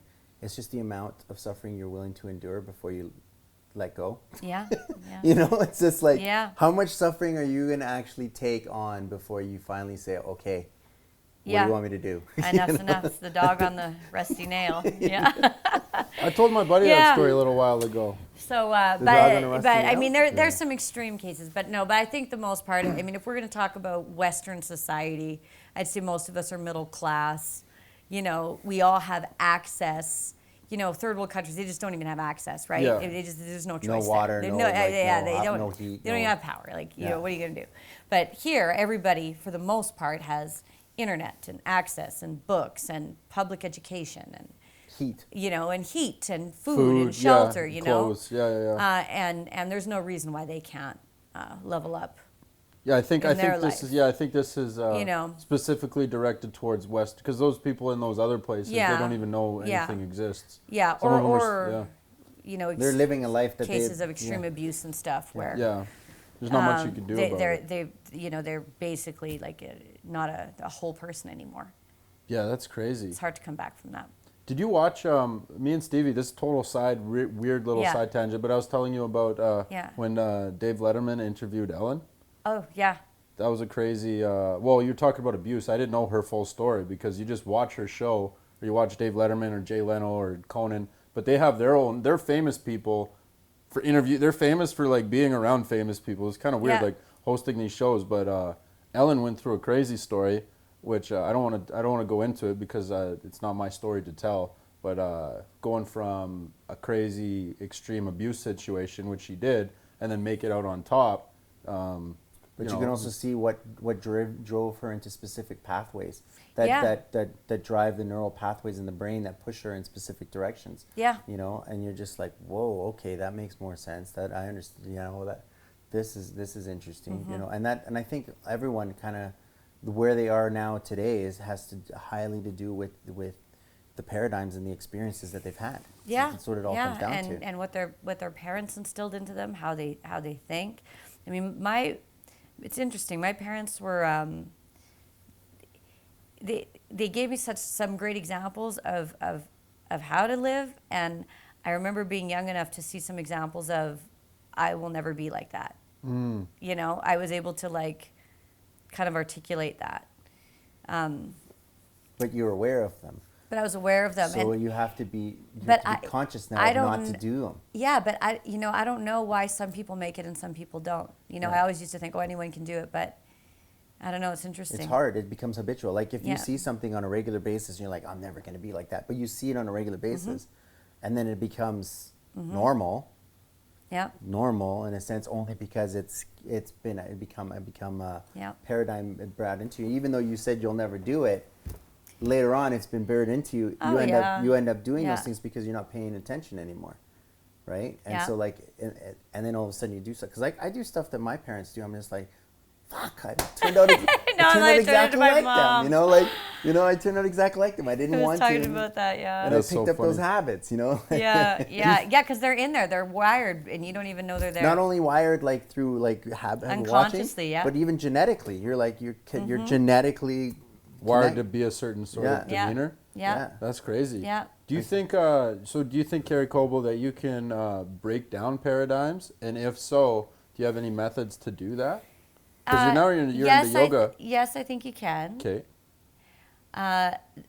Methods you have to get out of the circle. You have to get out of the paradigm of people you're in. Like, if you let's say you gossip. Yeah. You're a gossiper, right? Well, you can't hang out with gossipers. at the around the water fountain with gossipers, even though that was your favorite part of your day. Yeah. You're gonna have to go read a book by yourself somewhere, or go hang out with somebody who's doing something else. You have to take yourself out of whatever negative environment, and that's what I was talking about. Some people live in horrible environments, so they have to figure out a way to surround themselves with either books or videos or positive people or community leagues or church or however they want to find it. Just get yourself in a different environment. You got to get yourself in a different environment. That's the biggest thing. Yeah. And I guess that's support. What's that one Will Smith movie? And he's trying to sell the happiness one, the Pursuit of Happiness. Pursuit of Happiness. Yeah, that's a great example. I'm picturing Yeah. getting around different environment.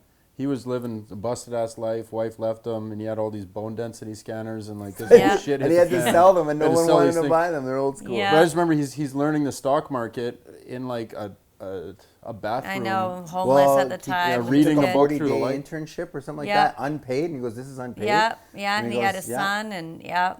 Yeah, so that to me, you can, I think, will yourself out of a lot of situations. But Yeah. I do also agree that some people are just kind of But fucked from the jump. that's a tough But situation. most people are sheep. Like, I don't want to be rude, but most people are followers. And that's fine. You can't have a world full of leaders. No. But most people, they're told what to do with their kids. They're told what they do at school. They're told what to do with their job. They mindlessly read and believe whatever they read, and follow gossip. And they just kind of unconsciously live their life without actually thinking. Yeah, that's weird, Sometimes actually. that's good though. I know. It's like a different Yeah. Imagine about this and the reason why I'm bringing this up is because I read a lot of Caesar Milan and trained dogs and all that other stuff like that. Love Caesar. So what happens is that the dog lives in a lot of stress if you put it in charge. Yeah. If the dog's in charge, it's stressed all the time. Like it's just like and especially if it doesn't feel like it's supposed to be in that role and it's like a smaller dog and it's like and it's like, oh my God, I got to be the guard dog and I'm just like I'm scared shitless all the time. What was that? They want to be led and they want to feel safe. As soon as you take the power from them and you go, okay, you got this. Yeah. Okay. Yeah. I'm just gonna go sleep over here. I'm gonna relax a little bit. You take care of it. Absolutely. And some people like that. They just go into work. They plug in. They do their job. They work 9 to 5. They go home. They cook dinner. They sit down, watch Some TV. days I envy it. And they literally just like have that routine where it's literally stress free because it appears to be stress free because they have a set schedule and they do certain things. And when you throw off their schedule, it throws them off. They're like, whoa, what are you doing? What's going on here? Yeah. So some people enjoy that. Yes, but I'm talking more about more of living unconsciously. Like not actually Thinking about what they're doing. Not what do I do? and they're just letting everything into their headspace. Like that's the thing. I love hip hop. I grew up but even NWA and stuff like that. And I was young when all that came out, and it was so sexist and just so violent. And I remember thinking, I can't let this in my. That's smart. Yeah, I can't let see what this you're in my saying. headspace. I get you, yeah. I don't watch a lot of horror movies. Yeah. Because and you know how people say video games create violence? I don't think they create violence. I think they desensitize people to violence. So when stuff happens, it's not people aren't as outraged about it as they should be, and then it just keeps happening. Yeah. Anyway, I don't. They talk about this. They talk about the universe being. I think Napoleon Hill was talking about this, where there's a harmonious frequency that's kind of going on in the universe. Whether you're hip to it or not, it's there. Yeah. So if you're not hip to it, it's literally going to take you and it's going to send you wherever, all over the place. You're not going to be able to know where you're going. You're just going to basically be like a tornado and be sent over here and sent over here and sent over here, and shit's just going to come at you. But once you become hip to it, and you're like, okay, then you can control the harmony, and then you can steer the boat, and then you can move the harmony into your own. The way that you want it to kind of go instead of the way that the universe wants it to go. Absolutely. So it's interesting that way. Well, they'll just say you'll end up like a rudderless ship crashed upon the rocks. Yeah. Yeah. Yeah. Rudderless ship. Yeah, you just get crashed around by the waves. Yeah. That's mostly if you don't know. What? That's true, isn't it? Yeah. Yeah. Even with a rudder, you get crashed up on the waves a couple times to hit some rocks. But at least you got some steering when you head up back to sea again. You actually kind of figure out where you're going. Yeah, but the biggest thing too is also to learn how to change and how to adapt, because that's the only thing. That's the only thing that's actually constant is change. Mm-hmm. So change is always happening. It's happening all the time. But who was the one that said that? That basically, as long as you stay in the moment, that this moment will lead to the next moment, which will lead to the next moment, in the which present? leads to the next moment. So as long as you focus on like this moment and do this moment, it takes care of the next one. Where did we watch that? We saw that together. Yeah, actually. that makes sense. I mean, I know part of I can't remember who said it. Maybe Lao Tzu, maybe not.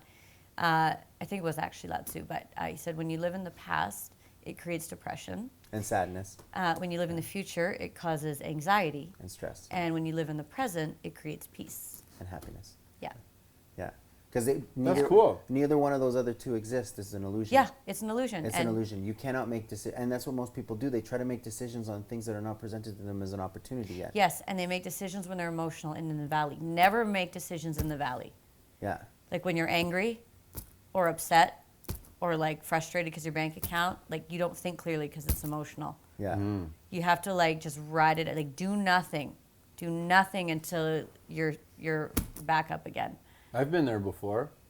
Yeah. Where you get beat up and you're just like, you know what? I just got to ride this one out, and like I don't need to make a decision. It could take days, months, weeks. Yeah. You know, I have I've always had this like where I don't know, I haven't had it in a while since the whole transformation thing, but like I used to go through like emotional like highs and lows. Yeah. And it was really hard for me to control that, so I would always try to stay in the middle all the time.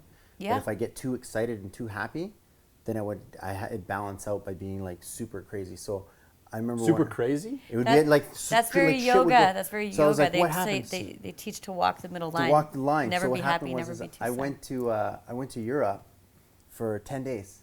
And it was like the best 10 days of my life. I'm like, this is crazy. Like I was free, was walking around, I was seeing lots of stuff, like just happy. Yeah. Like super happy. And then I came back and it was just like one thing after another, and it was just coming at me. And I was like, after about day 2 or day 3, I was just like, I'm just gonna have to ride this one out because I know what's happening here. Yeah. I know that I'm under attack right now, and I just need to figure out what the hell's going. I just got to ride the storm out. Yes. And literally, I was just sitting there, just kind of like, okay, what's next? What next? Yeah, What next? yeah. Like my camera was busted. I came home, they dropped my camera. I was doing a wedding. I hate weddings, but I was like staying at my friend's. I was staying at my friend's house and like in his garage, sleeping in his like one of those inflatable Like mattresses. futon yeah. And the futon bed was like running out of air, so I'd wake up in the middle of the night like. This it was your just mattress. like it was just so many things that were happening that I was just like, I hate my life. Yeah. You know, but I'm just like, I gotta ride this out, and literally ended exactly 10 days. Took 10 days, and then after the 10 days, it all got back to normal, and I was just like, that's crazy, man. Like 10 days high, 10 days low. Like that was just like, it was exactly the amount, and it happens all the time. So like you always try to stay in the middle. Yeah. You know, where you're just like, don't get too happy, don't get too excited, don't get too upset. Yeah, well, and I think that this kind of helps me through the bad times too, and I guess it helps with the good times, but emotions never last. They never stay. So a negative emotion won't stay, whether it's intense grief or intense anger. And intense happiness or intense love will never stay. It will fade out. That's crazy, actually. It will fade out. Every emotion will come and go. It will never last forever. And that's when people get stuck in grief, and it'll pass. It'll pass. If they let it, slowly over time, it'll pass. Yeah, if you allow it to. Yeah, that's cool. That's a very powerful thing because that allows you to do so much. Because you could go out there, like let's say talk about fear of rejection. That like if you get no. And you feel like stupid about it. That feel crap. Yeah, that'll disappear. Yeah, it'll disappear. Yeah. So what's the worst that can happen? And it helps with attachment too. Like when you're really in love with somebody, and it's like you got to remember, it's like it's gonna pass. It's gonna fade. I mean, even if you're in love and married, somebody's gonna die. That's wild, and it's true. And like it's gonna end. So you have to remember to just. That's a really Buddhist Eastern philosophy thing, isn't it? Yeah. And you're talking about the dogs and stuff like that. I had that whole feel, like had that thought, because I'm just like, this is the most fucking torturous thing ever. Yeah. Where I'm like, you basically have something that has your heart fully. I know. That you outlive, and you're just like, fuck. It's And I had that crushing moment one time when he disappeared on me, like he ran away, and all of a sudden you're like, oh, it's the worst feeling. feeling. I'm like, how am I gonna deal with this? Like. Later on in life, like this is not going to be an easy I think that's a good thing to learn young in life. I know it sounds really is. weird, but like when an animal dies, like a pet, I think it's a good way to Yeah. learn the coping skills when like a friend of yours dies, or a relative, or a parent, or a son, or like I don't know. I've had animals die on me, and it helped me through a couple things because it's not. Yeah, like, it is. I don't know. It builds character, and same thing with failure, right? I mean, that's. I don't like kind of where the schools are going now, and everyone's a winner, and you don't have medals anymore. Like I remember used to having a fitness test, and there was like a gold, silver, bronze. They don't do that anymore. They don't appreciate people it. get No, offended. no, everything is participation, and you know what pisses me off about that? And the world is competitive, like. You can't have kids growing up in a non-competitive environment. It's like the world is trying to change that and basically say no, these people, everyone needs to be. No. When it comes to getting a job, I don't care if you're a contractor and you're trying to outbid somebody, or if you're a lawyer or I don't care what you are. when you get to the point where it becomes where somebody's going to hire one person over another, It's competitive. It's competitive, Best one and the gets best it. person Wins. wins. That's the reality. That's the truth. That that's the way it is. that will never. Well, just like your yoga studios, you can't just go into it like there's a business behind it. I'm Oh, sorry, yeah. but like in a lot of money. You have to basically produce. Oh yeah. Like people have to come there and actually like see results. And the fitness industry is a highly competitive space, Yeah. like highly competitive. Cutthroat. Oh yeah. People stab each other in the back at that. Well, pretty much a lot of them. Wow. Like, I try to, yeah. I'm not saying you. I'm I try to keep I try to keep the stabbing. But to no, the but back. you're people fighting. sabotage You're each fighting. other. Yeah, like Well, and the thing is, there's a certain amount of population that works out, and then there's like the Good Life client, who's very different than our client. We're the boutique style, so like Orange Theory, Oxygen Yoga and Fitness, like bar studios. That's Yeg cycle type stuff. Yeah, it's a Like different me. type of Infinite Fitness, clientele. yeah, It's a like- different kind of clientele than a Good Life or a 24-hour fitness or whatever. So then you've got those people. And those people don't just, some start working out when you show up, but most of them are already working out and spending their money somewhere.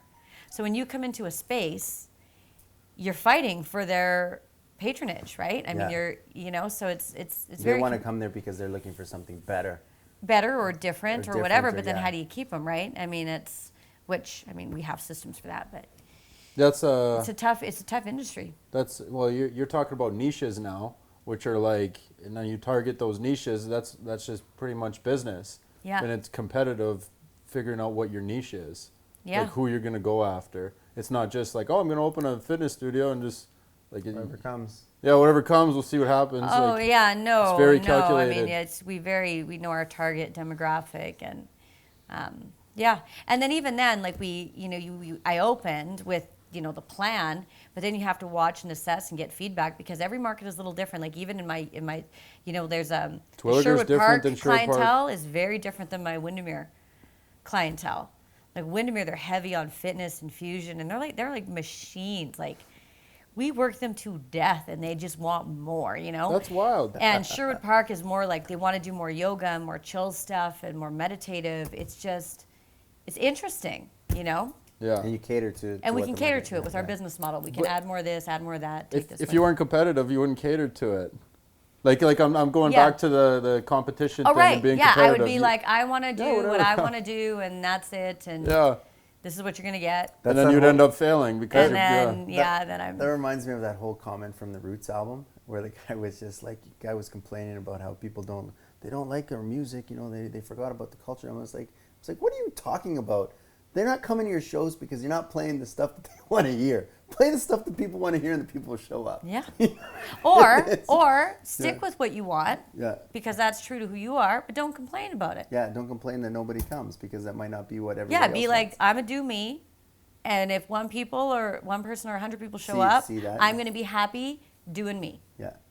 Because this is But my if you art. want, like, Don't be if mad you want the that- masses to show up, then you have to give the masses what the masses want. Right, and it's a different skill. Yeah. It's a different goal. Jay-Z said, dumb down my lyrics and double my dollars. Y'all criticize me for it, but everyone still hollers.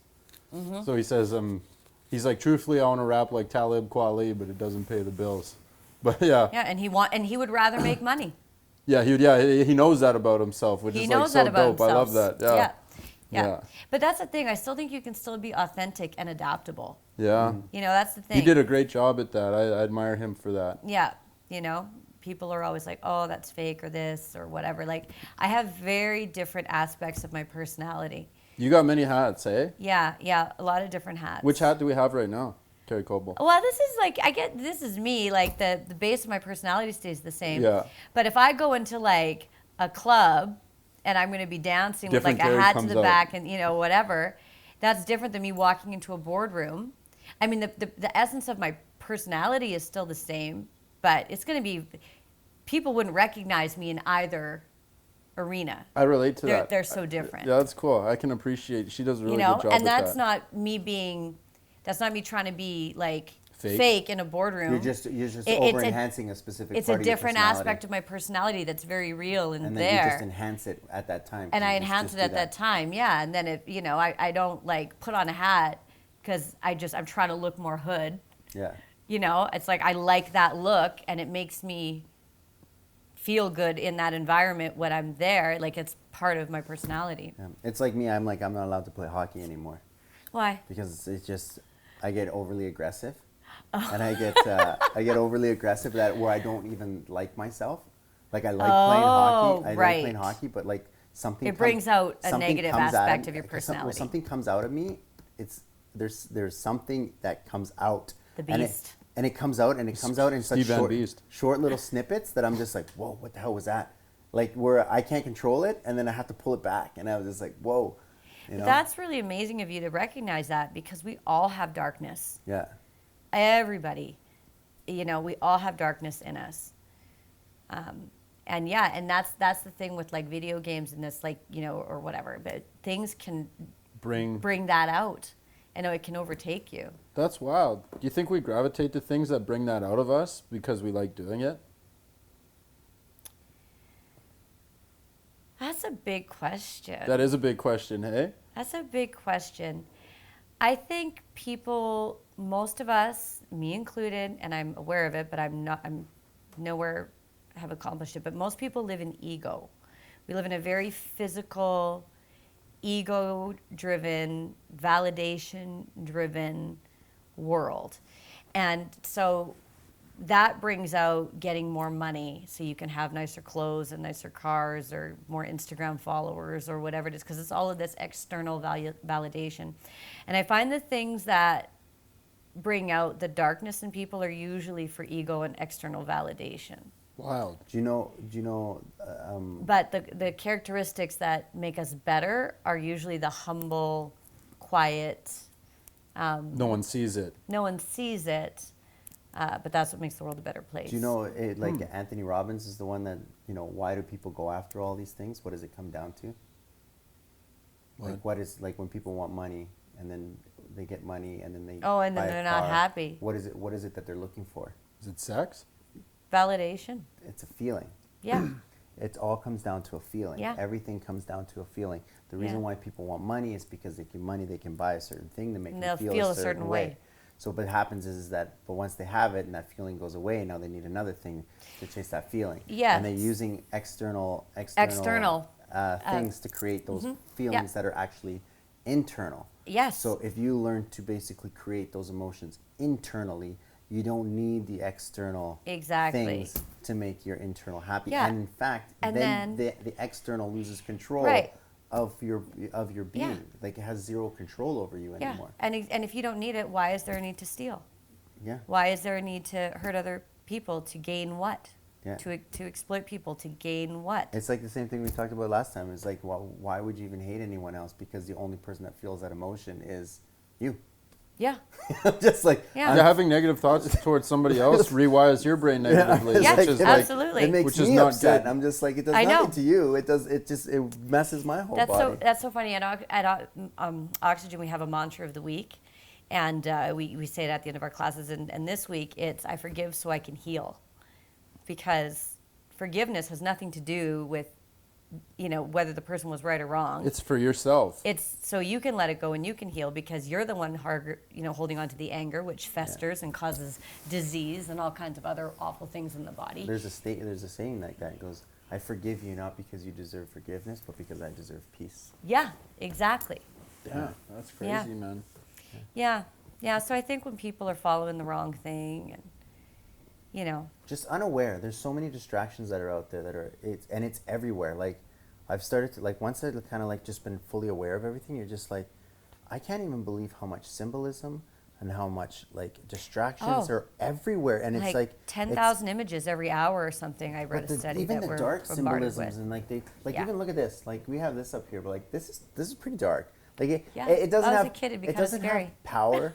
It doesn't have power because things only have power to what you give it power. Yeah. So there's certain things, but there's so many of these things that are going on that we're picking up subliminally that we don't know. Yeah. You see a lady, I keep bringing this back to the other tape, where a lady who's struggling with her weight, she's eating a bag of chips that say happiness is just a bag of weight, and I'm just like, whoa, this is when you get into that level, you're just like the marketing and all that other weird stuff that's happening. That's because they're preying on the it's fact like that preying. she's using food to make her feel better, to make money. And they know that. And they know that. And she has it. And it's kind of smart.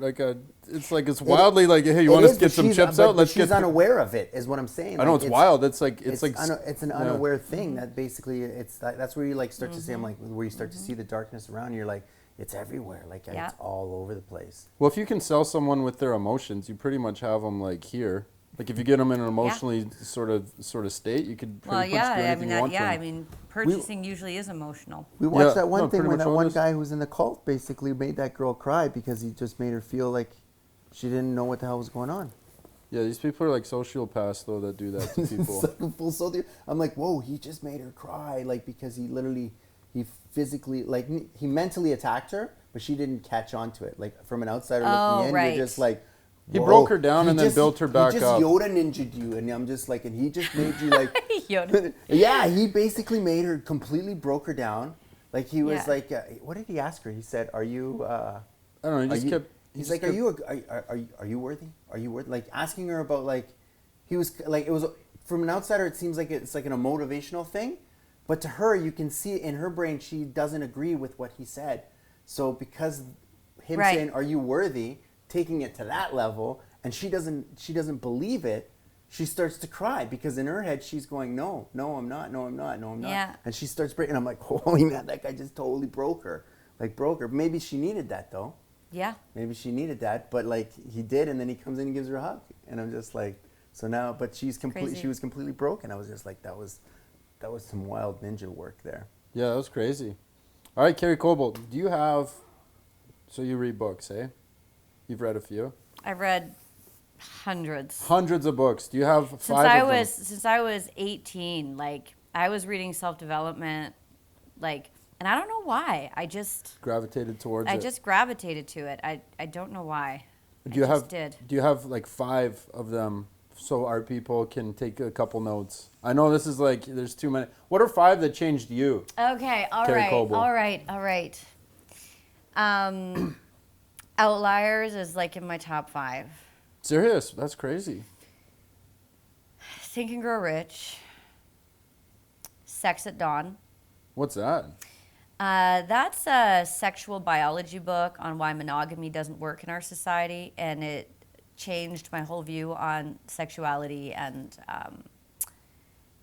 relationships. Okay, hold on. Jeez, okay, this is a whole other conversation. We should have started with these. Yeah, we should have started with this. We should have started with Sex at Dawn. Yeah, we should have started with Sex at Dawn. And it's also, like, it's a bit of it's not a feminist book, but it has a bit because it talks about how women are very much sexual beings and we're not allowed to be sexual in the way that men are, and the way that boys are. And biologically, and there's no money. Do you know that the clitoris wasn't even in medical books until like 1998? Because they just figured it wasn't important. And it's like the prime female pleasure sex organ. Okay, what is it? I don't even know. The clit? Yeah, no, I know, but like, what's the purpose of it? It has legs. It's like an organ that like it's got legs? Like the little thing that you see, and then it's got these kind of these things on it. Like you can't see it. It's all internal. The little thing. Anyway, my point is, nobody cared, and women were just basically baby making machines and not expected to have any pleasure, and only have one partner. This where the vibrator came from.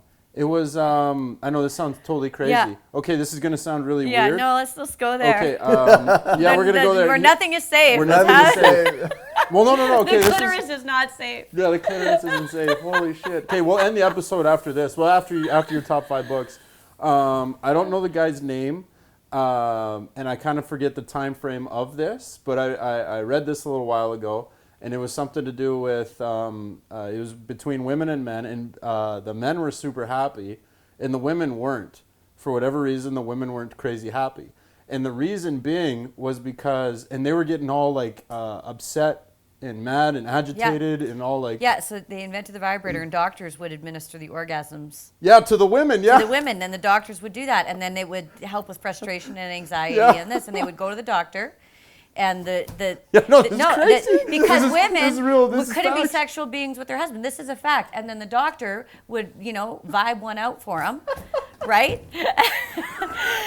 Imagine that. How did you get that job, man? You're just like, Yeah, and honey, I'm going to work today. I gotta go no, and because bust out a couple female pleasure, orgasms. that it was considered inappropriate with their husband, so they had to go get a medical treatment. Yeah. I wouldn't want that This job. is like though. You'd get 40 a lot years of weird... ago. Yeah. See, I don't know the time frame, but this wasn't that Like far the ago. 50s. Yeah, and these girls were all cheesed off and mad and agitated, but they just really needed to get off. So this guy invented a machine, which was the vibrator, Yeah. which stimulated the girl's This clitoris. is the whole thing. I think I saw this episode too on Mad Men.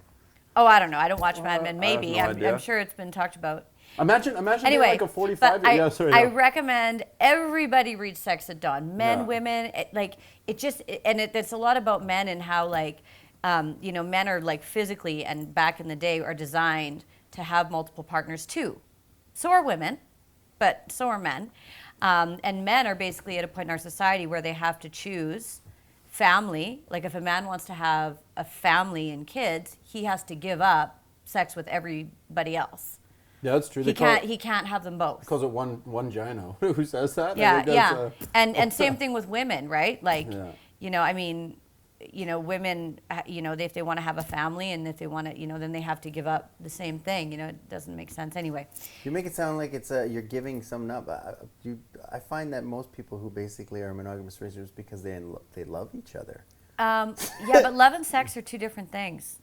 This is very true. And me saying that as a woman may be a shock, but it really is. And let's not forget that 50% of marriages end in divorce. And I think the studies are like 60% of those people are together, but they're not happy. I think a lot of that has to do with because people are being and pulled in opposite I mean, directions. this is such a Big It's topic. such a huge. This is there's such so a many ways huge things to go topic, to, and yeah. I believe in. I think relationships are great, and monogamy is great, and if two people want it and they want to be together, it's great and it's beautiful and it's mutual love and support. But the truth of what's happening is there's a lot of divorce, there's a lot of undercover affairs. I mean, there are websites that are designed specifically for affairs, and they are blowing up. One just got exposed, actually. Like, that's what they're designed for. Yeah. Anyway, so the book is so good because it talks about how humans actually truly evolved. Marriage only came in the agricultural age, which is also when the patriarchy started and women had no more rights. And because back in the day, women were considered like goddesses because they were able to give birth, and they would have multiple partners, and the whole tribe Would like look after the kids, yeah, the and kids. everybody, like, it was a different thing. Well, because the women were always on top Yeah. until Yeah. all the violence came in, and then the men had to come Then in. the and took- agricultural age came with religion and possession, and this is when we stopped following animals around and started farming animals. The agricultural age was like the beginning of all the bullshit, and a lot of bullshit, like just for poverty and slavery and all the horrible things that have done to humans, and especially for women. And this is at Sex at Dawn? And I mean, you can read about it in many other forms, but Sex at Dawn talks about sex at the dawn of time. Like that's okay, kind of yeah. where it comes from, how it was, how it started, how it changed, where we are, and why a lot of people aren't happy and why it doesn't work for most people. Because monogamy does not work for most people, Okay. statistically. And then the ones that are still married are doing shit on the down On the low. side, on the down low. I can actually see that, to be honest. On the down low. Yeah, like, the stats add up. And I'm sure there's people who fall in love and real and last, and it's beautiful. And I'm not saying I'm for one or against one. Yeah. You're just saying it's a great I'm book just to read, saying yeah. it was a great book to read because it opened my eyes to even a lot of the things the way I felt, and I never wanted to get married, and women are kind of taught to aspire to marriage, and where men aren't taught to aspire to marriage for the most part. It's No, like we still are, but it's not as pressure, and it's like, hey, when you get married, hey, when you yeah, have like the kids. women It's are not the same, expected, but- like, are you going to go to college, get married first, before, or after? Like, men don't have that. You go to college, they don't ask if you're going to get married before or after. Yeah, I think it's a. I mean, if you're dating somebody, maybe, but it's different. I think it's different because like I think could be there's the you could be biological you could side of it. Yeah, you could be a 50, 60-year-old man and still have children. With women, like usually women have kids either early or like between 30 and between their. Once you get to a later, you're just but- like, I'm done. Yeah, I Right? guess, yeah. That's So- a big toll on the older body. Yeah, like, I mean, the world changes too, and then, But then there's that whole thing of like, you don't necessarily have to be married to have kids, but I mean, you should probably, the more help, the better. Yeah, that makes sense. Yeah, that'd be tough to raise kids on. But yeah, You need a tribe. Yeah, you need a tribe. You Oh need yeah, a tribe. you need support Like, and people and everything else. You need a whole tribe to raise a kid, not just Yeah. not just one or two. Like you need Yeah. a grandma, Yeah. grandpa. You know, Yep. To properly Aunties, do it, uncles, yeah. yeah. properly Oh get it, yeah, to get it's asked a lot of work. Yeah. to fill all the gaps, or else Yeah. what ends up happening is you know, two parents are trying to raise it, they're going to work, and then they're sending the kid to a nanny, Well, and then the daycare, and then you don't know what they're they learning. can't, and that's what's also interesting about the book, and a lot of First Nations cultures did this. The grandparents would raise the kids. It was the elders who'd raise kids. So like in the tribes, the young people would start having sex when they were ready to, which is 16, 17. Like, Oh, that's so smart. because their physical bodies are ready to have the kids, but they're mentally not able to. And so they would have the kids, and it would be their parents who raised their kids, and they would be out hunting and gathering. 'Cause they're young enough to do it. and doing it. And then when they became their kid, they would raise their kids. Wow. Yeah, so then they would almost just be hanging out with the kids when they come home. and Yeah, be like they "Oh, knew how they you- were all families, how but the you doing?" primary raising of kids in a lot of tribes are the elders. That's why there's so much value on them. So much value never on knew them. that. Yeah, no, it's a great book. It's a great book, and there's all kinds of references in it to other great books. Wow, that's so smart. So that book, Yeah. So we got There's Malcolm three. Malcolm Gladwell. Malcolm Gladwell, The Outliers, Think and Grow Rich, Think and Napoleon Grow Hill. Rich, yeah, Sex at Dawn, Okay. Conversations with God, by Wow. Neil Donald Walsh. Never read it. Good. That was probably my for spirituality. So these are all interesting. Like those are like All I've got different, the yeah. business and the money, and then I've got kind of the sexuality and that end of my and then Conversations with God for the spiritual, by Neil Donald Walsh. Wow. Amazing. Just kind of redefining like the views of God, and how it's very interesting. How many books does that take us at? That's 4. That's 4. We we need got one one more more. because Oh, Kerry Koble's I've read got so many. got Yeah, you do. 100. Kerry Koble's read a lot of books. Okay, what do I if I need to go to a book, I'm trying to think of like my go-to books, not just like ones I've read recently. How to Win Friends and Influence People. That's a great one. Done. That's a great book. Yeah. Like that was probably one of Yeah. the books that you just like opened your mind and go, Yeah. well, fuck, Yeah. I should be doing some more compliment sandwiches. Yeah. Yeah. Compliments and That's a learning good top people's 5. names and showing respect and The emotional banks, like the relationship banks, Yeah. and building Yeah. up those, Yeah. Yeah. like I could do something to piss you off, but because I've deposited into the emotional bank so Yeah. much that it's not going to be as hurtful. And if I've never met you before and I hurt you, then you'd be like, fuck you, motherfucker. I do that to you all the time, man. Yeah, you Yeah. lie to me on a constant basis. Yeah, it pisses you off I on know, purpose you're all the time. draining that bank pretty hard. Yeah, it's okay, man. We're doing So, fine. yeah, and then one day some guy just, is at Tiffin and tells you to figure it out. Oh, jeez. Wild. you guys are too funny. All right, well, I think we could wrap her up here. Awesome. Thank you very think we much can. for Thank coming. you so much. I was Yeah. so excited to be here. You guys are awesome. Kerry Koble, ladies and everybody. gentlemen, thank you so much. Take care. Oh, actually, where can they find Kerry Koble? Yeah. Where can the people find Oh. you? Oxygen, which one of the 8? Oxygen Windermere. I mean, I guess if you could follow me on Instagram or whatever. What's the Instagram? Kerry K333. Yeah, KERRYK333. yeah. And then if like anywhere, we have the Oxygens all over Alberta and. Do you have a main site? Because I want Yeah, to link. I want to link it. oxygenyogafitness.com. Okay, oxygenyogafitness.com. Yeah, Okay. yeah. And then that's the main company site. But anything Awesome. in Alberta can be found. Okay, cool. But yeah. I'll link that in the show notes and get you on the Yeah, a no, that little would be great. description of it. Yeah, give you a little backlink and And you guys got to come take my class. we do. Yes. Is that what's Okay, happening? yeah, that's what's happening. Okay, we're doing yoga now. Is this- Okay. Yeah, is well, this- no. Is this Okay. one of those challenges Okay, that we're wait. supposed Let to be me doing? let me tell you. Okay, I have to do the oxygen plug because you asked me about the infrared at the beginning. So I'm just going to Oh, tell yeah, you a yeah, little bit plug it. about Yeah, plug it. Let's go. why this is so different. So we're yoga and fitness. So we do both. So we do traditional yoga, fusion, which we're famous for, and straight up fitness. We use infrared light. So traditional yoga studios, they'll heat the air, which is still good for the body. But like, you've heard of infrared saunas? Yeah. Yeah, And all the benefits of them, anti-aging, anti-inflammatory, antiviral, antifungal. We have those embedded in our ceilings. So when you come in, you get a workout and you get the infrared sauna session. and you burn like 7 times more calories, 7 times more fat. You detox more. It's 98. No wonder you just jumped on. You're like, yeah, I need That's the this. UVP. That's the unique value proposition. Like professional athletes will use infrared saunas as part of their recovery. Like it's crazy. And the cryogenic chamber. But this ones is good too, because you can actually move around in the room as opposed to being lying just in the sitting in a lying sauna. in You get like 2 birds with 1 stone, and we have this really cool special floor anyway. So we have deep stretch relaxation, myofascial release, which is like I need that. a myofascial Bottom release of my trigger feet. point class, which is totally restorative and relaxing. Then Fast and Furious, which is like hype, waitlisted, loud music, hip hop and house, like a nightclub. And we fuse yoga and fitness, and you will sweat like you have never sweat before. She's just always selling, hey? Like, she's good, man. You got me going, down. Kerry. ABCs. Dude, always be closing, Always hey? be closing, yeah. No coffee for you. But, Coffee's for You just got to ask for the sales. No, but really, like, it's dope. Like, it's, and people who come to Oxygen, they're like, there's nothing like this here. Yeah, that's Like, there really isn't. Like, there's nothing. The fascia thing I'm actually hella interested in because my feet are fucked Thursday up. nights at 8 o'clock. Thursday nights, 8 o'clock. Yeah. Okay, That's when we're I'll coming? hook you guys up. Well, that's the myofascial Thursday release. night, 8 o'clock. I'm there. We're there. Yeah.